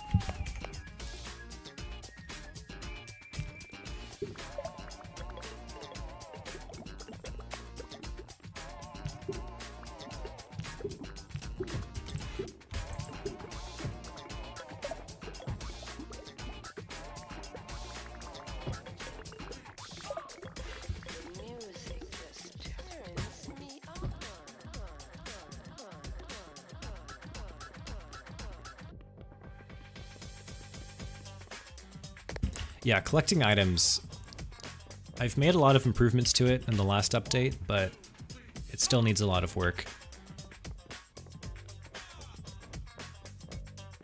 That's why I think we should increase the carrying capacity for Little Guys.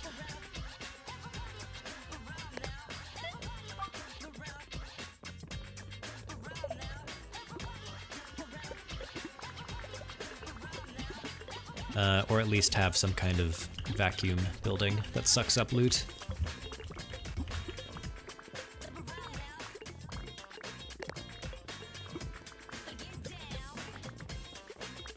Anima plus Ember plus a chunk into a cauldron to summon a spell. Yeah, cauldrons should be used for something like that. Like, either summoning spells or enchanting things, I think cauldrons would be great for. By default, they can heal Little Guys, but there could be an option to brew some stuff.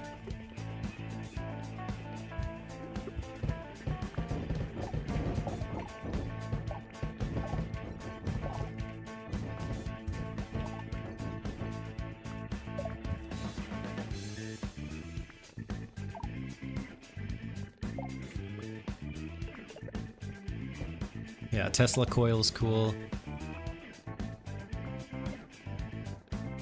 Thanks for hanging out, Ryan.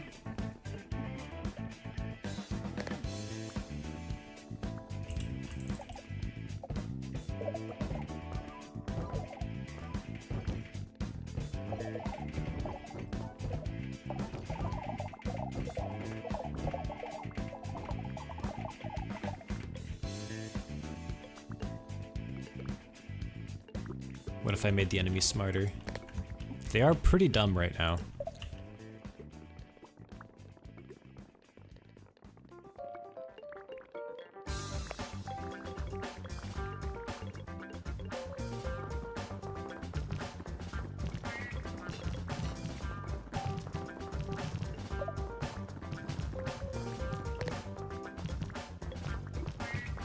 Thanks, Ollie.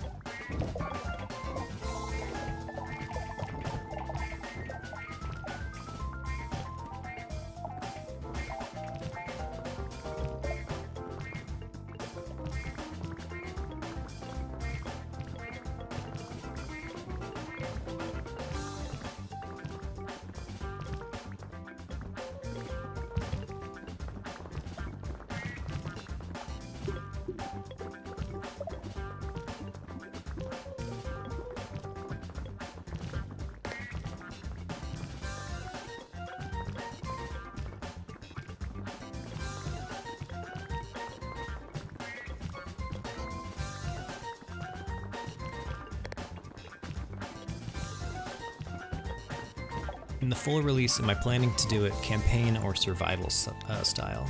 Like an endless mode or level by level? Endless survival is what I'm going for.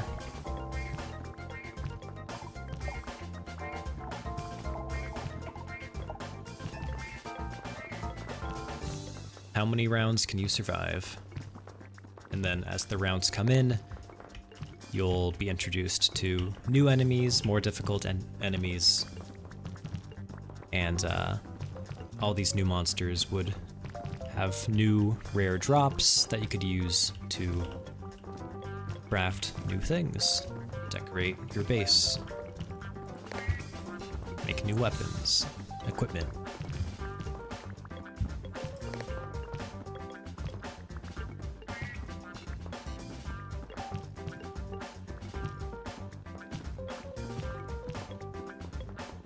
Yes, and there should be a pickaxe to make Little Guys much faster at digging.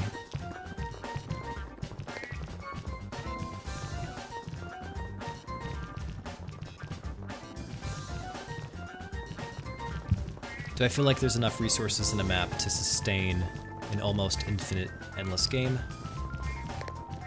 Right now there is. There are infinite crumbs because of the clusters. Where are they? This one. So this is an infinite source of crumbs.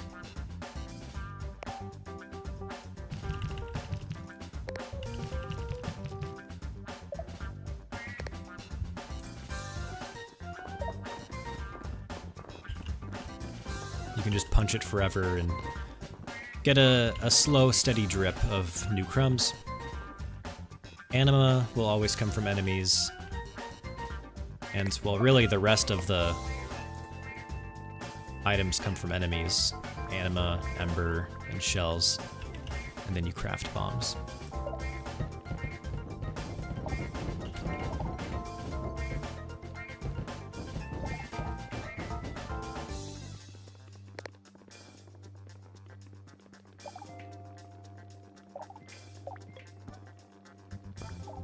Yep, yeah, no longer do you have to dig out the entire map. Those days are over.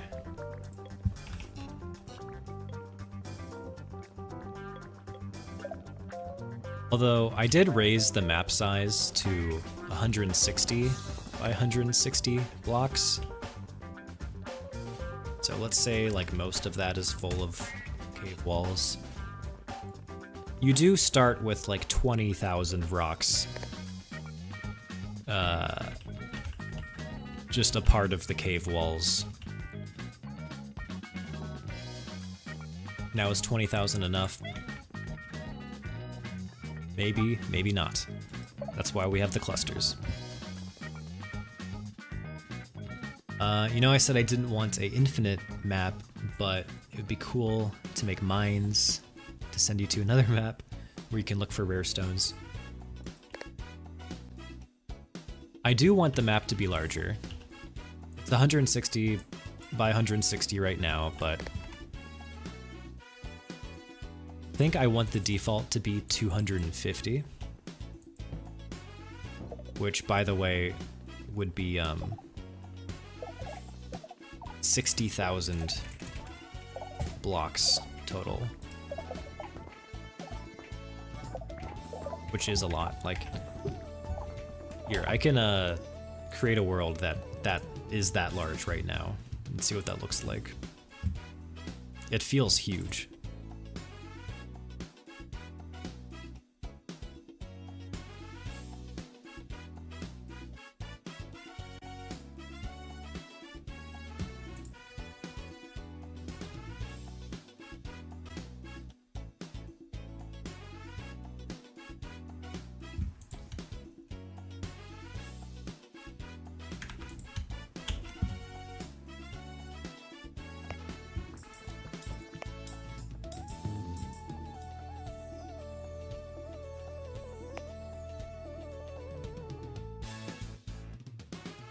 And then let me switch back to the game. 1 second here. Okay.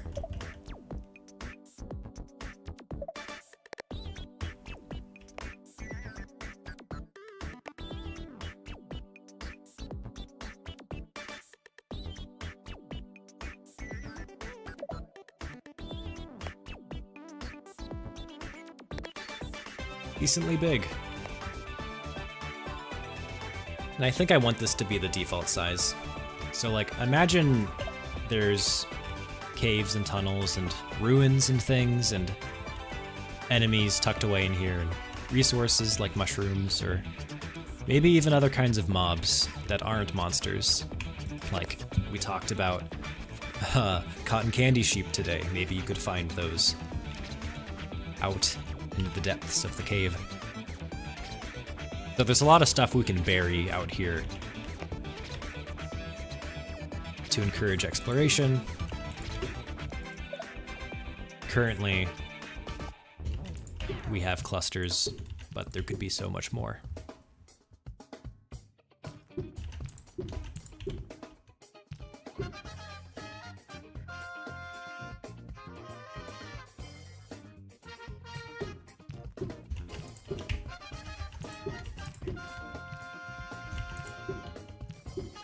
No, there it is.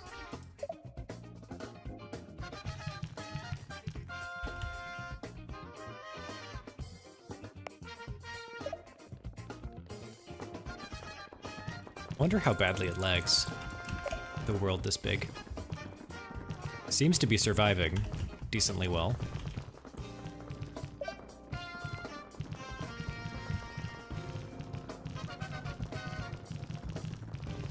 Do I think a max count option for enemies will be an option? I don't think so. The thing I want to make moddable is the wave system. Probably show you how that looks right now.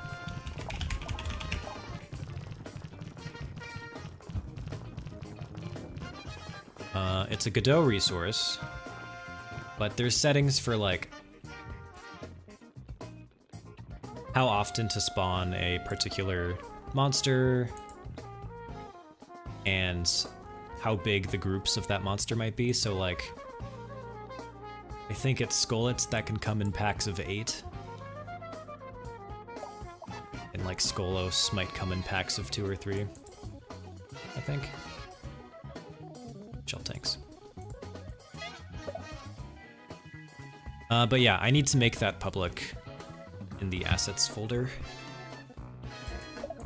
Take me back to Godot, please. I mean, Little Guys.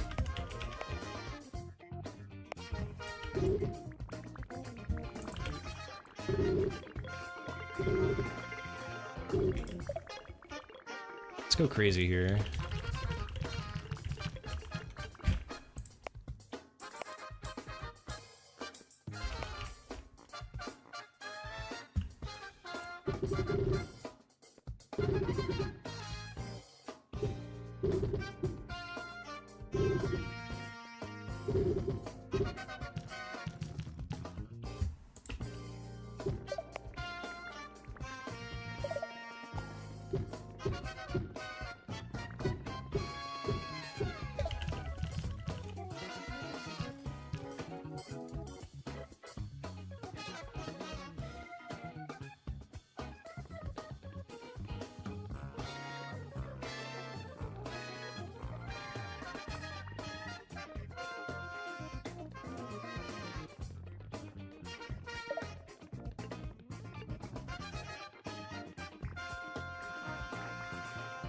Look at them eat this donut of bombs.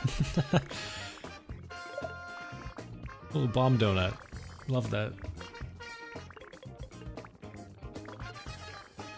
How does the copy blueprint action work? I will show you.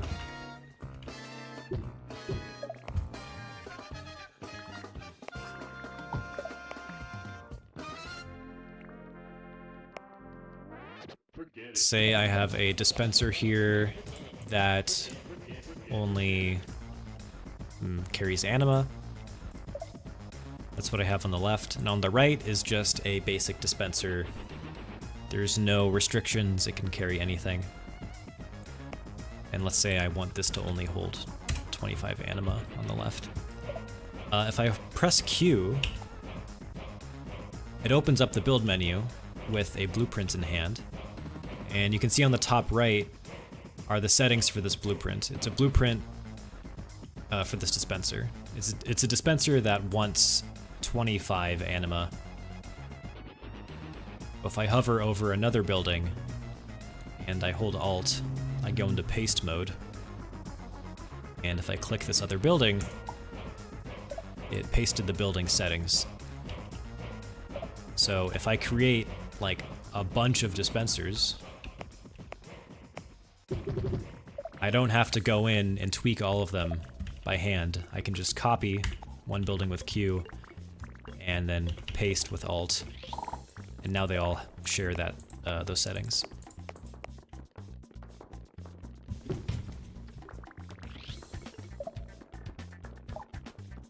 Yeah, I use copy and paste so much when I play the game.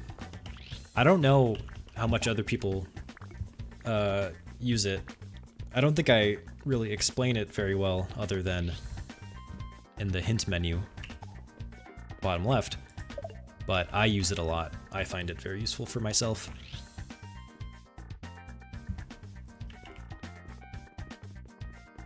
Thank you, Ahmed. Do I use a flow field for pathfinding? Nope, I use A star.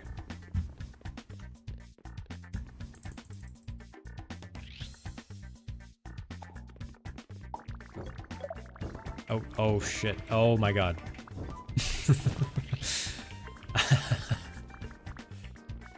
Yes, so bombs do light other bombs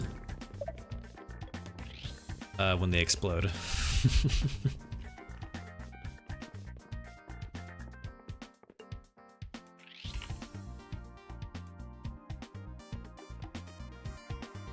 I really like that. I think we can get some good use out of that. Bombs exploding other bombs. What I really want to do is I want it so that if you have a dispenser full of bombs, I want to make it so that if you destroy this dispenser by blowing it up, I want it to light all of the bombs inside of... Oh, that is what happens. It already does it. Alright, cool. See, I didn't program that to happen, it just happened.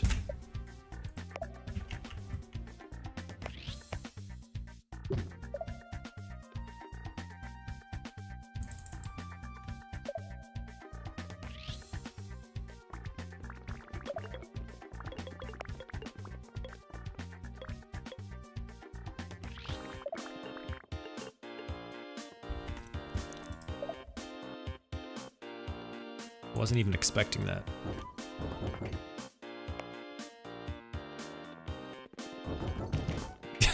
Yeah, it does. It does explode all of the bombs inside the dispenser. That's so cool. Yeah, that's what happens when you are making a simulation game. Random behavior just kind of arises out of nothing.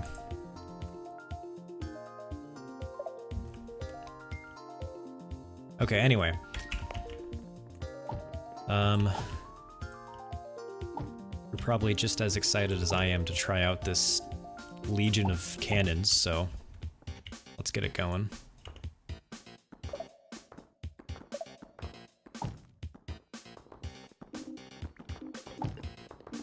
Aren't they? What? There might be a bug here.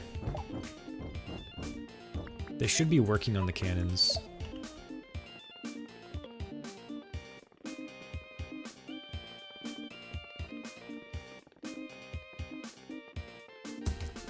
I might have to tinker with the game just a little bit longer before I release this version.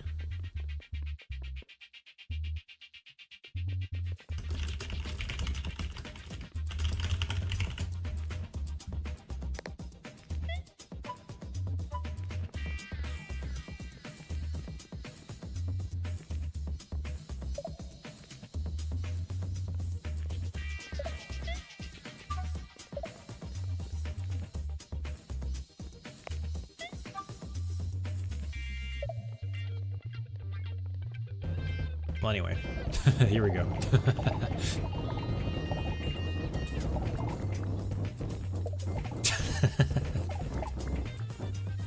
There it is.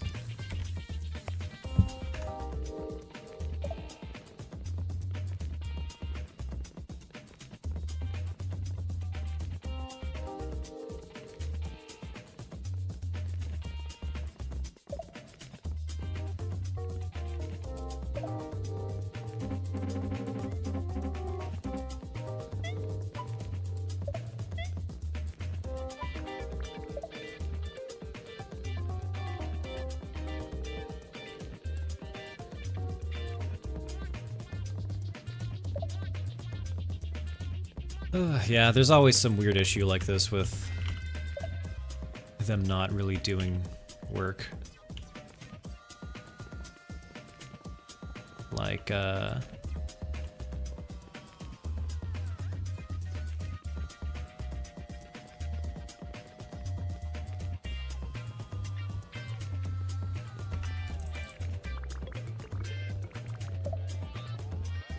yeah, like you should be doing that. I guess you're assigned to that one, so that's fine.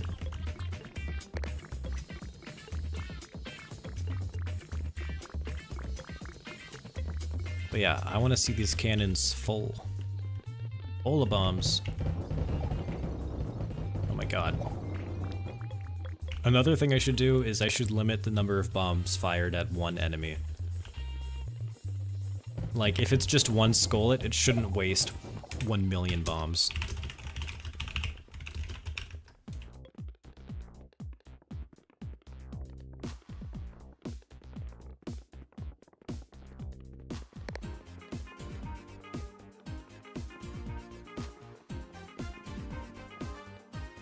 Yeah, it's not a proxy problem. Like, these jobs are visible to the guys.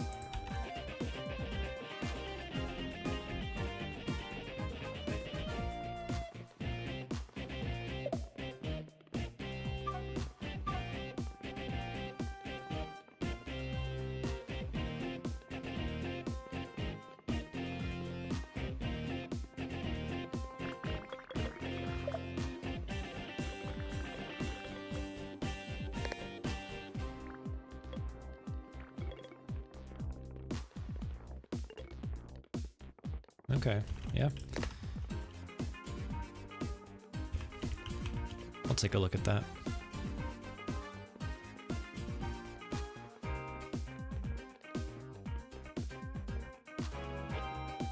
ABSDIFGKLP, create something with those letters. You gotta give me more vowels.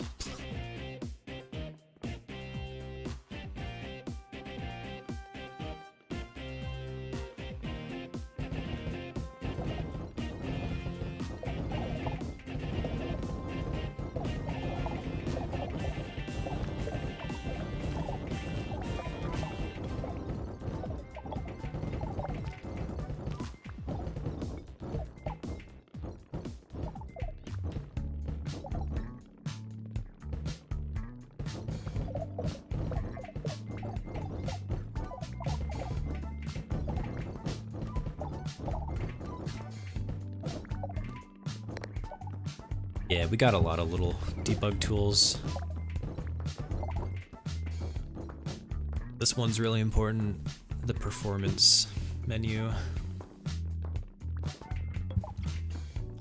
Like to keep everything under 0.3 milliseconds. That's the sweet spot. I mean, it would be better if it were lower, but...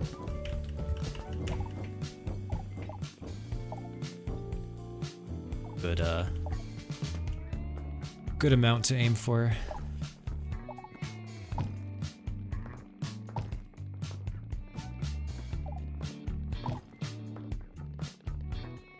I don't know if Omar is still in chat, but he was asking about... I think it was him. Somebody was asking about all of the managers that were in the game. The physics manager, region manager, proxy manager, job manager, hitbox manager, agent, animation, timer, hurtbox, hover. There's a lot going on. And I'm amazed it's still running at full FPS with like 500 items on the ground and 160 little guys. Took a lot to get here.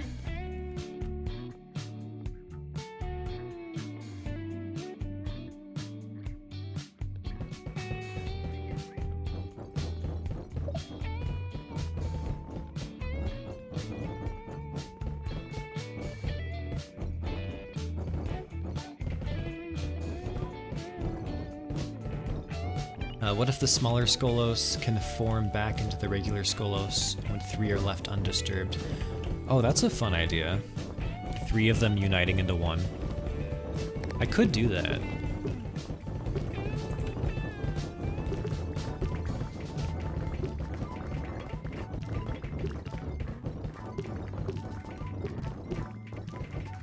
Oh no. I lit one of them. Or maybe a shell tank did.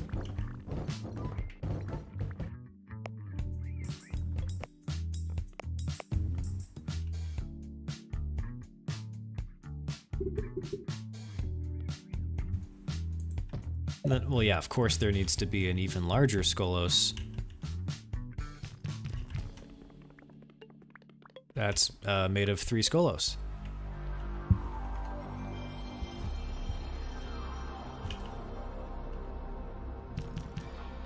I like the ideas of, like, there being, like, big enemies and then smaller versions of that enemy and then a boss version of that enemy. It's like a little family. So obviously, with the crab boss, there should be baby hermit crabs.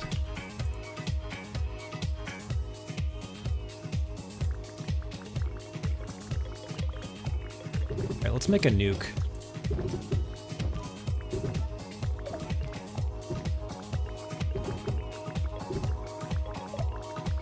Mind if I Oppenheimer for just a second?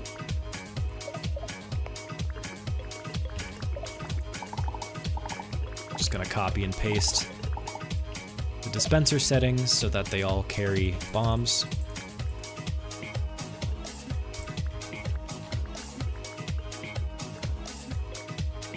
Welcome, Ahmadide. 09. A Skolos. Well, first I must show you what a Skolette is. That's a Skolette. Just a little skeleton guy. And when you defeat them,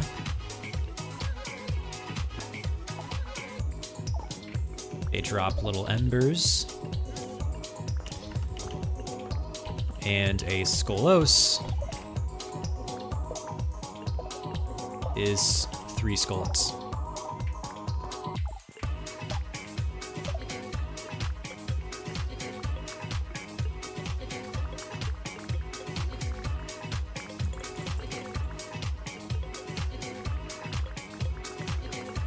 Yeah, they're like Minecraft slimes.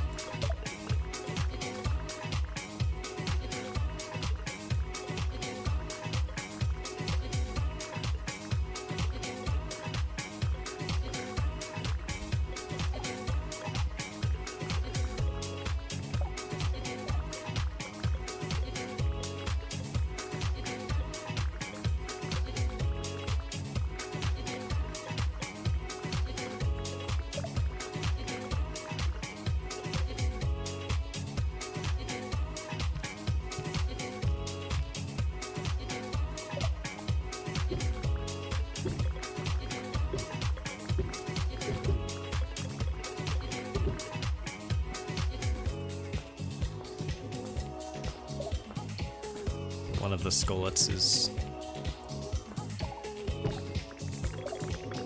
gonna break through.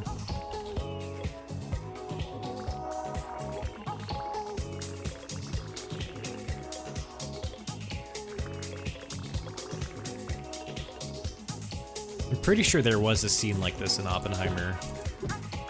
They're assembling the bomb.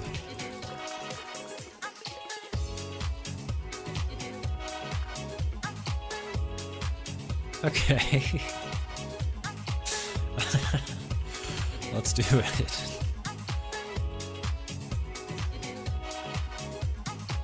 Oh God. What's the range of a cannon? I have to do the math. It is 12 blocks. That is the range of a cannon.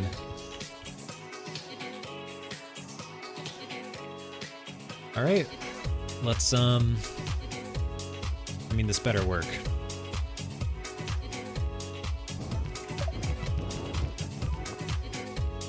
Oh, I killed I killed all my little guys.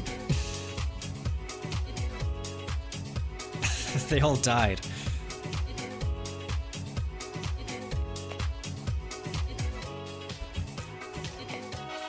Could have saved the game. That was a really bad idea, just centralizing my entire population in the middle of a nuclear blast. Let's try that again.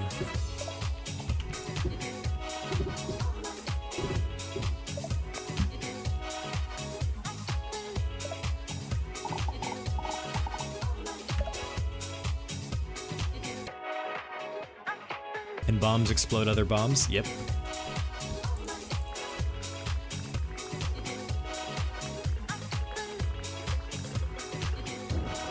Oh. That was my fault. I placed a lit bomb.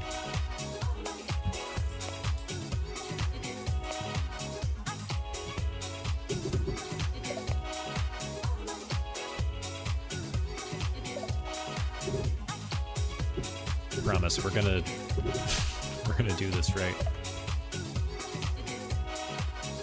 Those guys. These guys.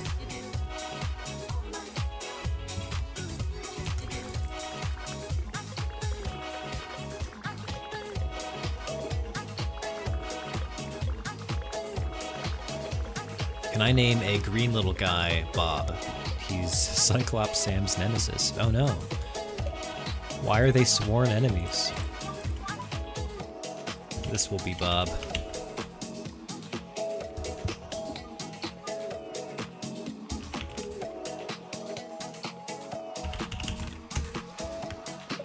There we go. Bob, Cyclops Sam's nemesis. There you go. Is there a way to manually delete or cull items on the ground? No, there's not. I have plans for selecting items. You can't really select them yet, but I want to be able to select items to do things like forbid them from being picked up, so that if there's like a pile of items in the distance you don't want little guys to pick up, you can blacklist them so that they don't get picked up. So yeah, selecting items is planned. And so along with that, the creative mode should let you delete items.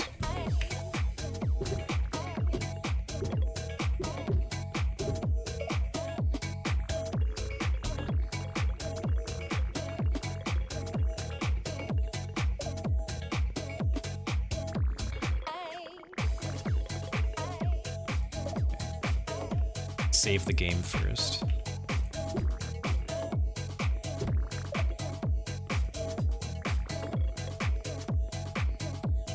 Okay. Place one more. Cool. So that I don't immediately lose the game, I'm gonna go way over here and I'm gonna place one little guy here off by his lonesome, so that when I inevitably, well, destroy the center of the map, the game doesn't end.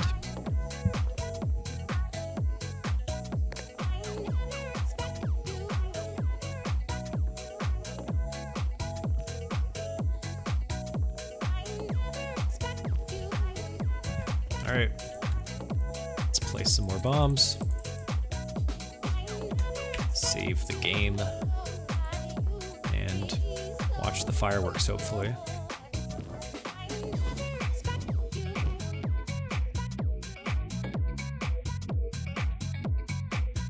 That was anticlimactic. We do have just the piles of... Oh, that's so wrong. There's something morbid about this. Let's do it again.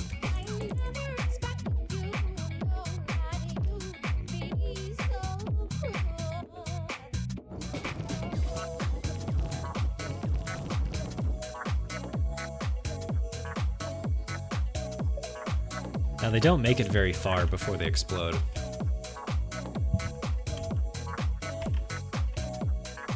Because even if I like place 100 bombs right now, they don't travel that far. Maybe I should make them stronger, because they don't really do that much damage to cave walls. Yeah, bombs should probably blow up cave walls in one shot. Or at least 2 shots. They're so weak.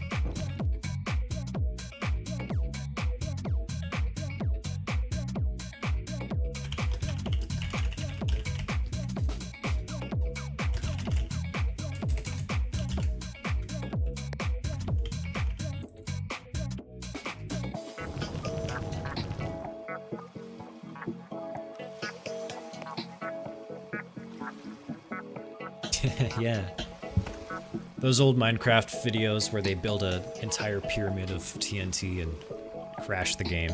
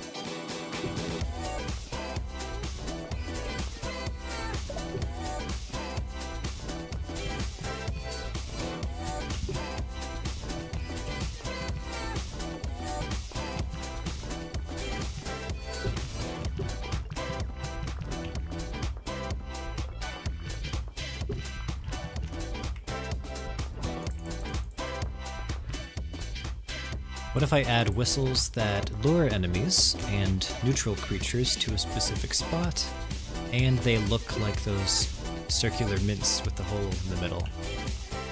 Yeah, what are those, lifesavers? Luring enemies would be good. There's been a couple different ideas for that already, like, I think someone suggested a scarecrow. I think that would be great to trap enemies.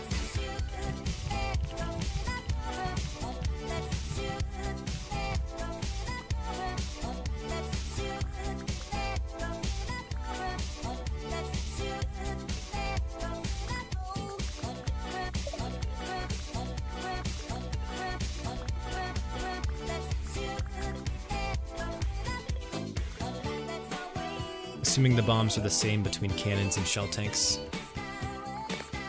Let me double check that.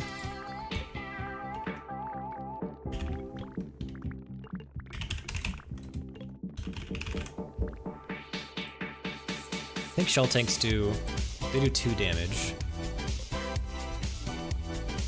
How much damage do I make cannons do? Also 2 damage. Yeah.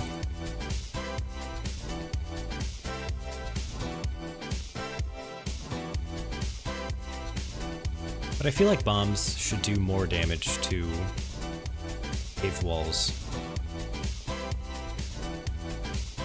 They should just be more effective against cave walls.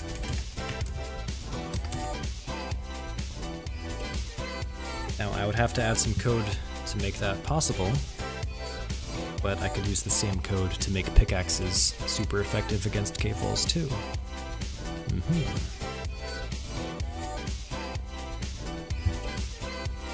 Anyway. Let's continue with our sins. Our war crimes.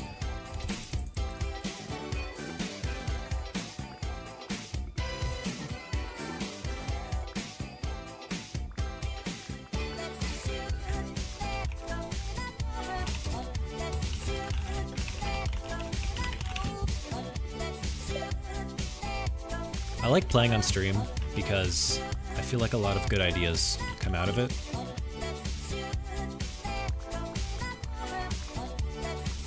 Like, when I'm playing this game by myself, I'm in, like, I don't know, a different mode of thinking. It's nice to play in front of people.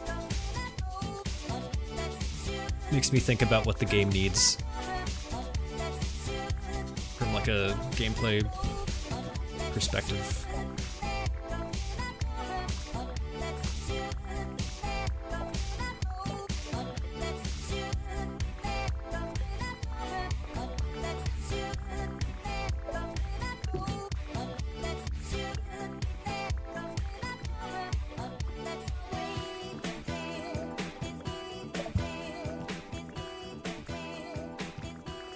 Yeah, that's a good way of putting it.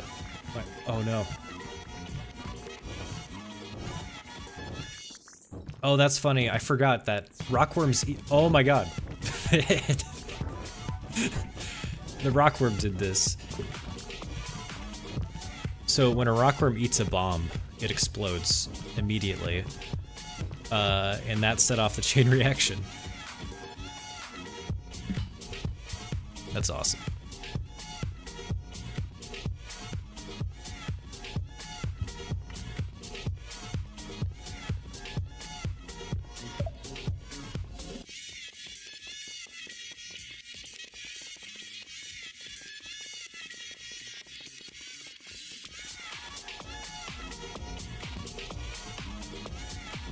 Could the bomb travel to the end of the rockworm's tail?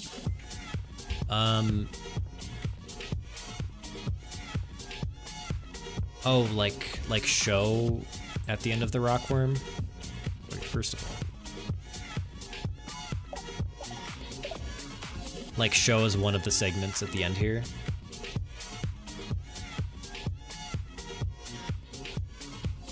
That would look really cute.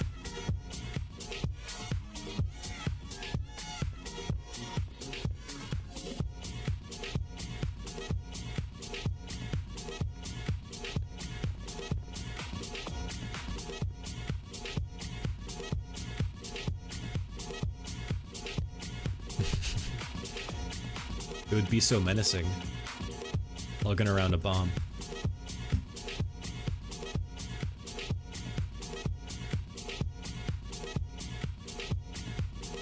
Streaming overall is a very effective way to raise a community, and that feels connected to the game with their contribution ideas. Yeah, I agree. Yeah, I do want people to feel like they're a part of this, because they are. Like, the players and the playtesters are such an important part to the development of the game. Just all games.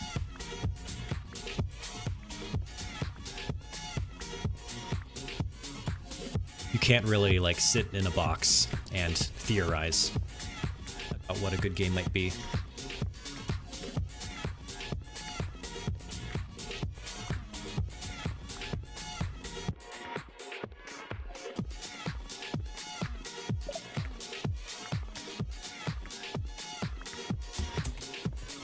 But okay, that's pretty much gonna be it for tonight.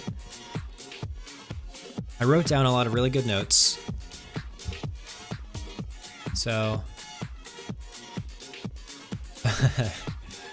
welcome back, Brendan.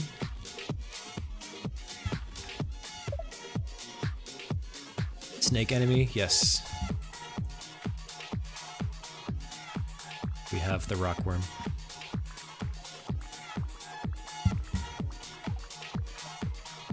Yeah. Maybe I'll work on the game for maybe another 20 or 30 minutes. Implement some of the things we talked about. The easy stuff.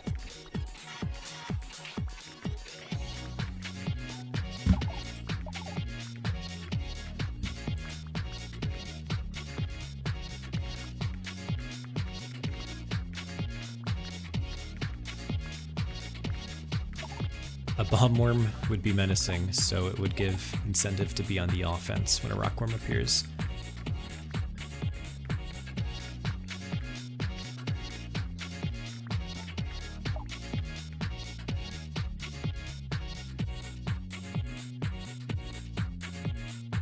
Love Lil Guys. So, yeah, I'll spend like 20 or 30 minutes tweaking the game a bit. And then shut down the stream for the night. The first thing I was thinking of is Skullets should drop embers more often.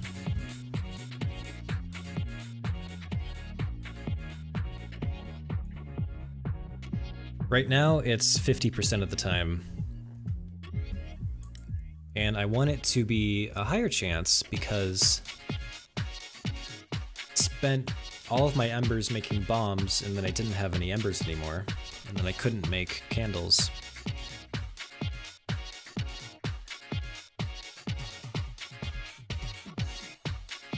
So let's try 100% of the time. Or actually, maybe a better way of doing this is making Skolos drop embers.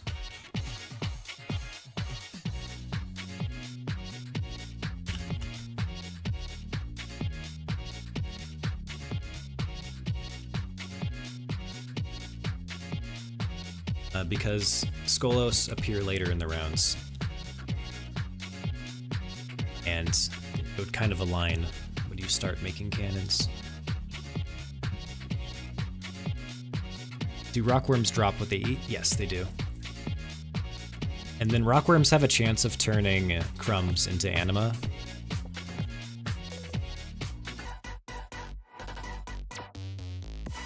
And if you get them to max length, there's a chance they turn rocks into shells too. I want to play with that idea more.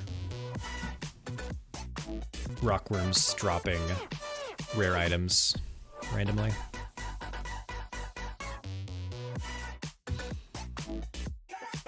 Cotton candy trees grow cotton candy sheep.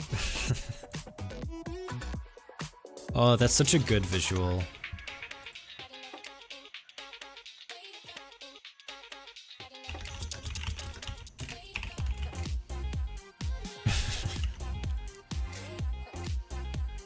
Like plucking a cotton candy sheep from a cotton candy tree. Oh, my heart can't take it. It's too good. Alright, let's go to shell tanks. And right now you get 1 shell per shell tank, but when I was playing, I killed so many of these things that I had nothing to do with all the shells. So for now, I'm gonna keep the drop rate a little bit lower for shells. Maybe I'll raise it in the future once you can craft equipment like helmets and shields and things. But we're just gonna bring it down a notch.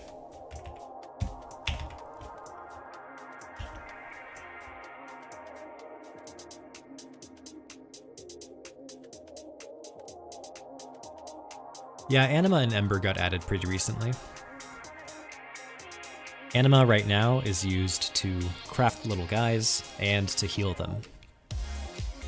And Ember is for candles, cauldrons, and bombs.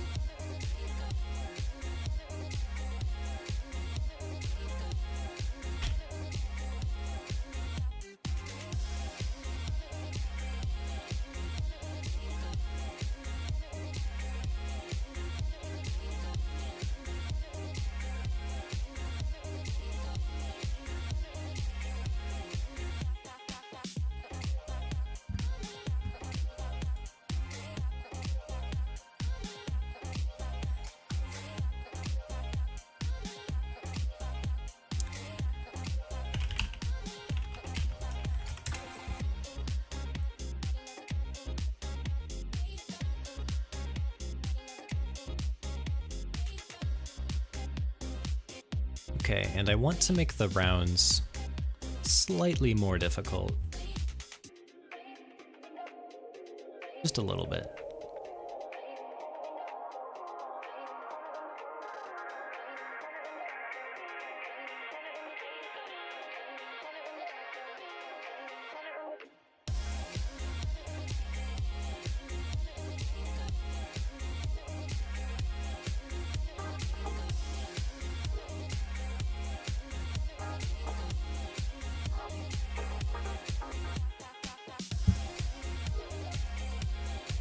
Maybe what I'll do is I will... Let's see here. What is this?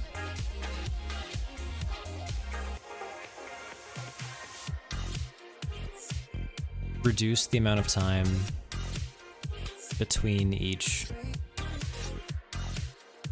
burst of new enemies.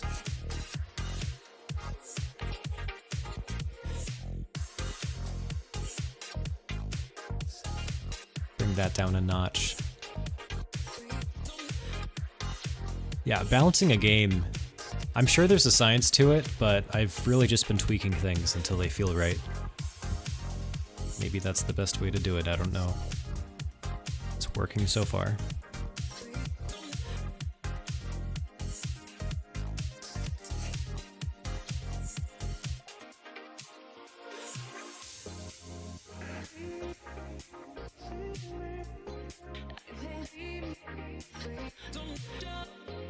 Should we see 3 more enemies per wave? Let's do that, yeah.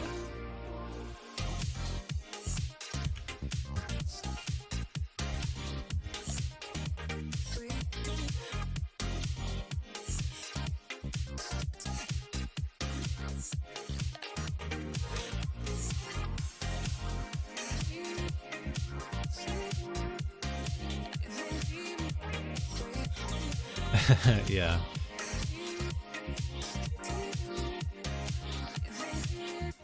Coding is fun, but yeah, sometimes you just gotta get through it. You can start doing the things that are more fun. Let's display the game.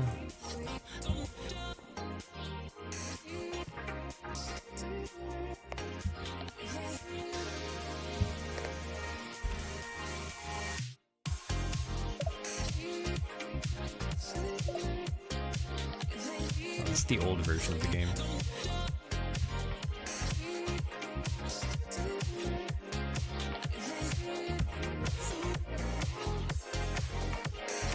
That's fine.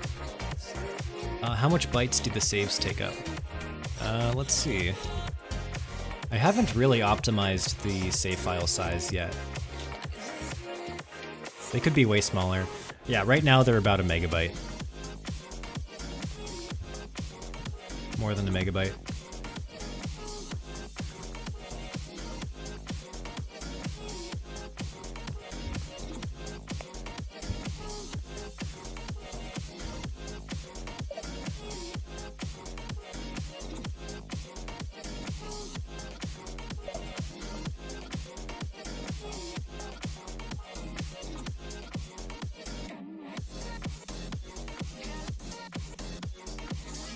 There's a lot of room to make them smaller.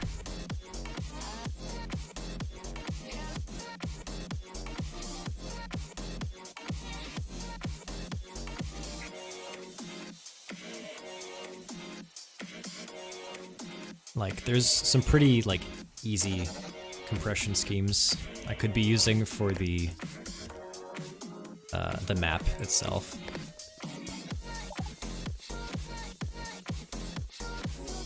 It's just not a priority right now.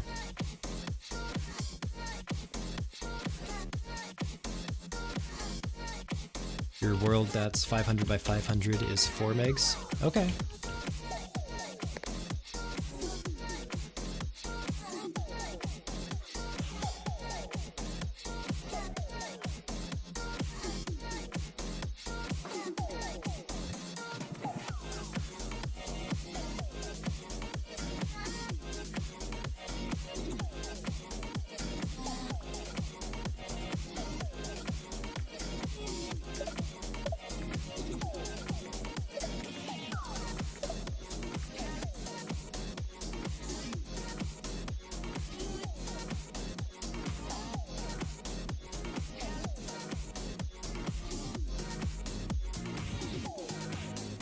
I think the recovery time at the start of the game is too long.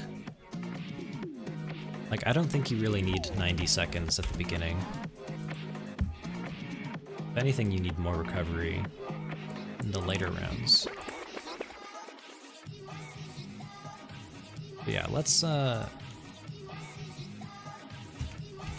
lower that a bunch.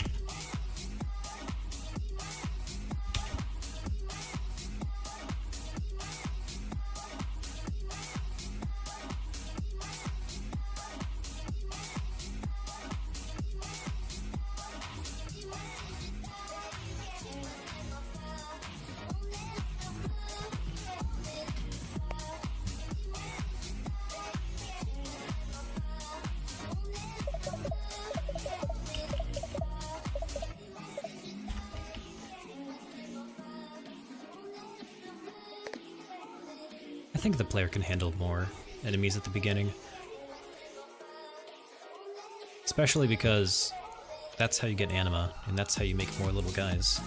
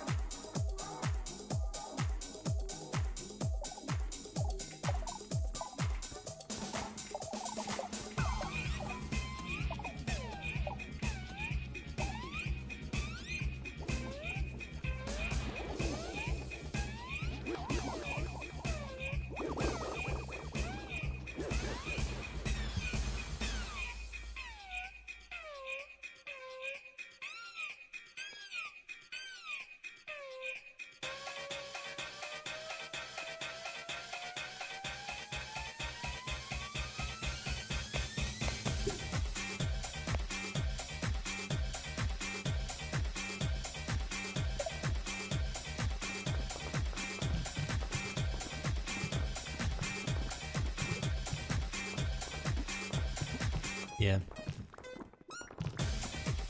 I think the majority of the save file is the world.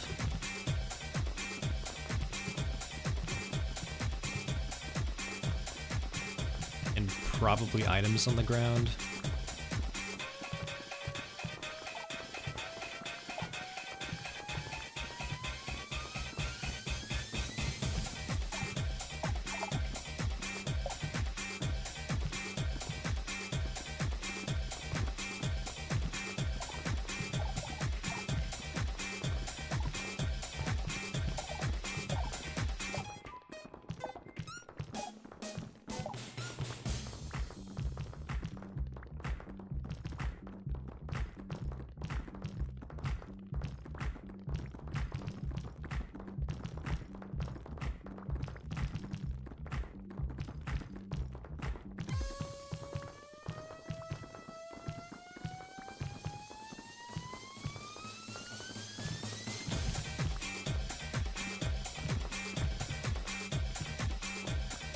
Maybe a user-generated name flag for Little Guy could be set.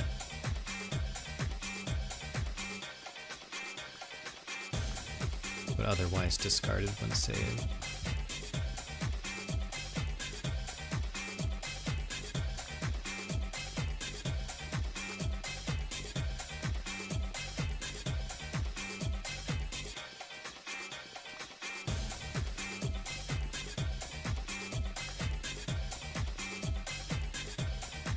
Oh, do you mean like... I think I see what you mean. Like, I don't have to save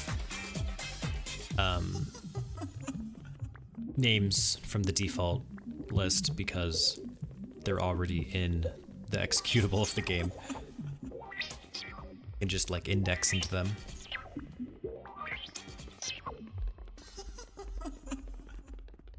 That is true.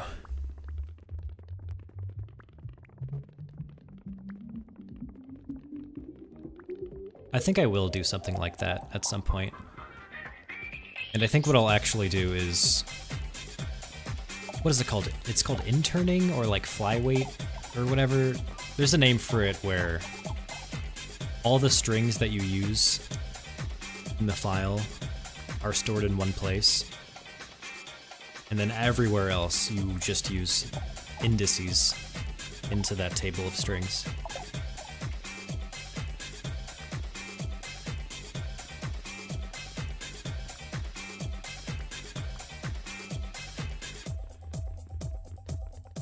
Yeah, you could do that for everything.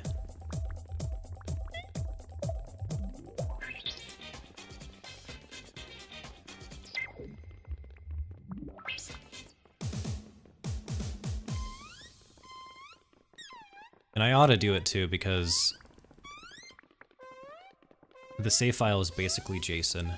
It's just a bunch of key value strings to objects.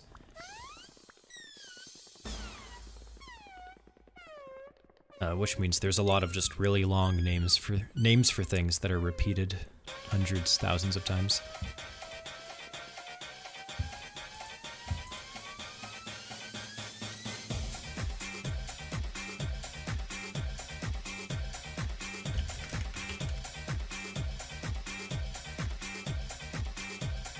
Okay, let me write some notes for myself. I'm gonna tinker with the game a little bit more before publishing this version of the game. But next on the agenda is I'm gonna try increasing the carrying capacity of Little Guys to 2 instead of 1.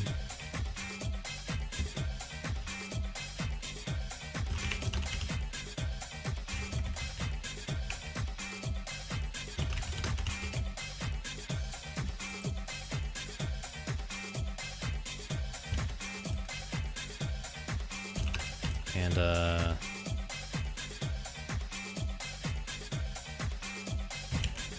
maybe I'll fix a few other things, like, we saw one Skull-It was getting like 10 bombs chucked at it.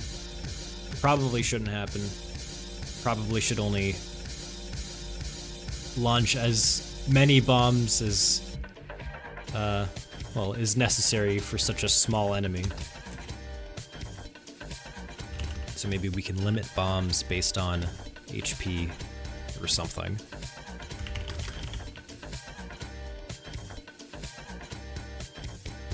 What else? Oh yeah, bombs should do more damage to cave walls.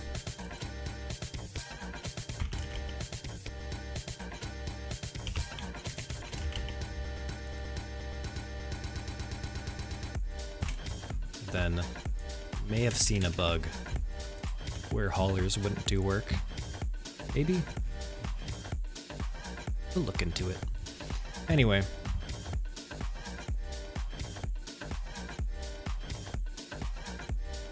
Yeah, I'm gonna call it there. Thanks for hanging out, guys.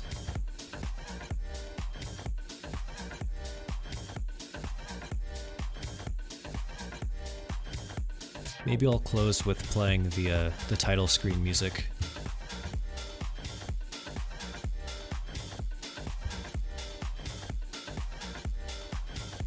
I have to turn off the house music.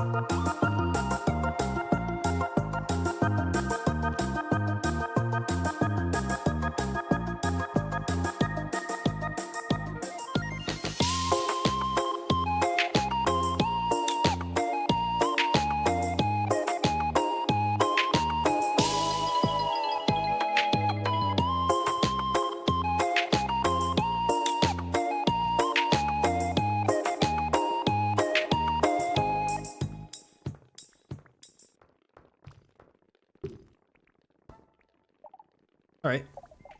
Thanks again, everybody.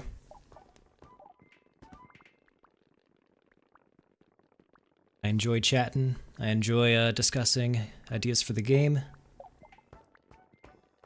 And yeah, stay tuned. I'm gonna publish version 0.0.0.8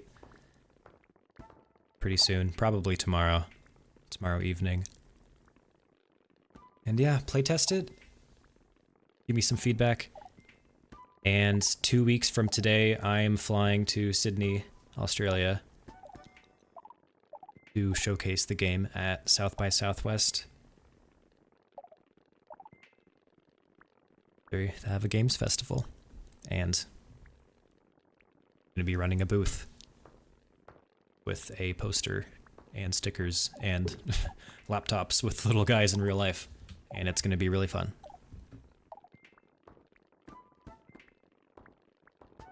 Thank you. Take care, everybody. I'll see you next time.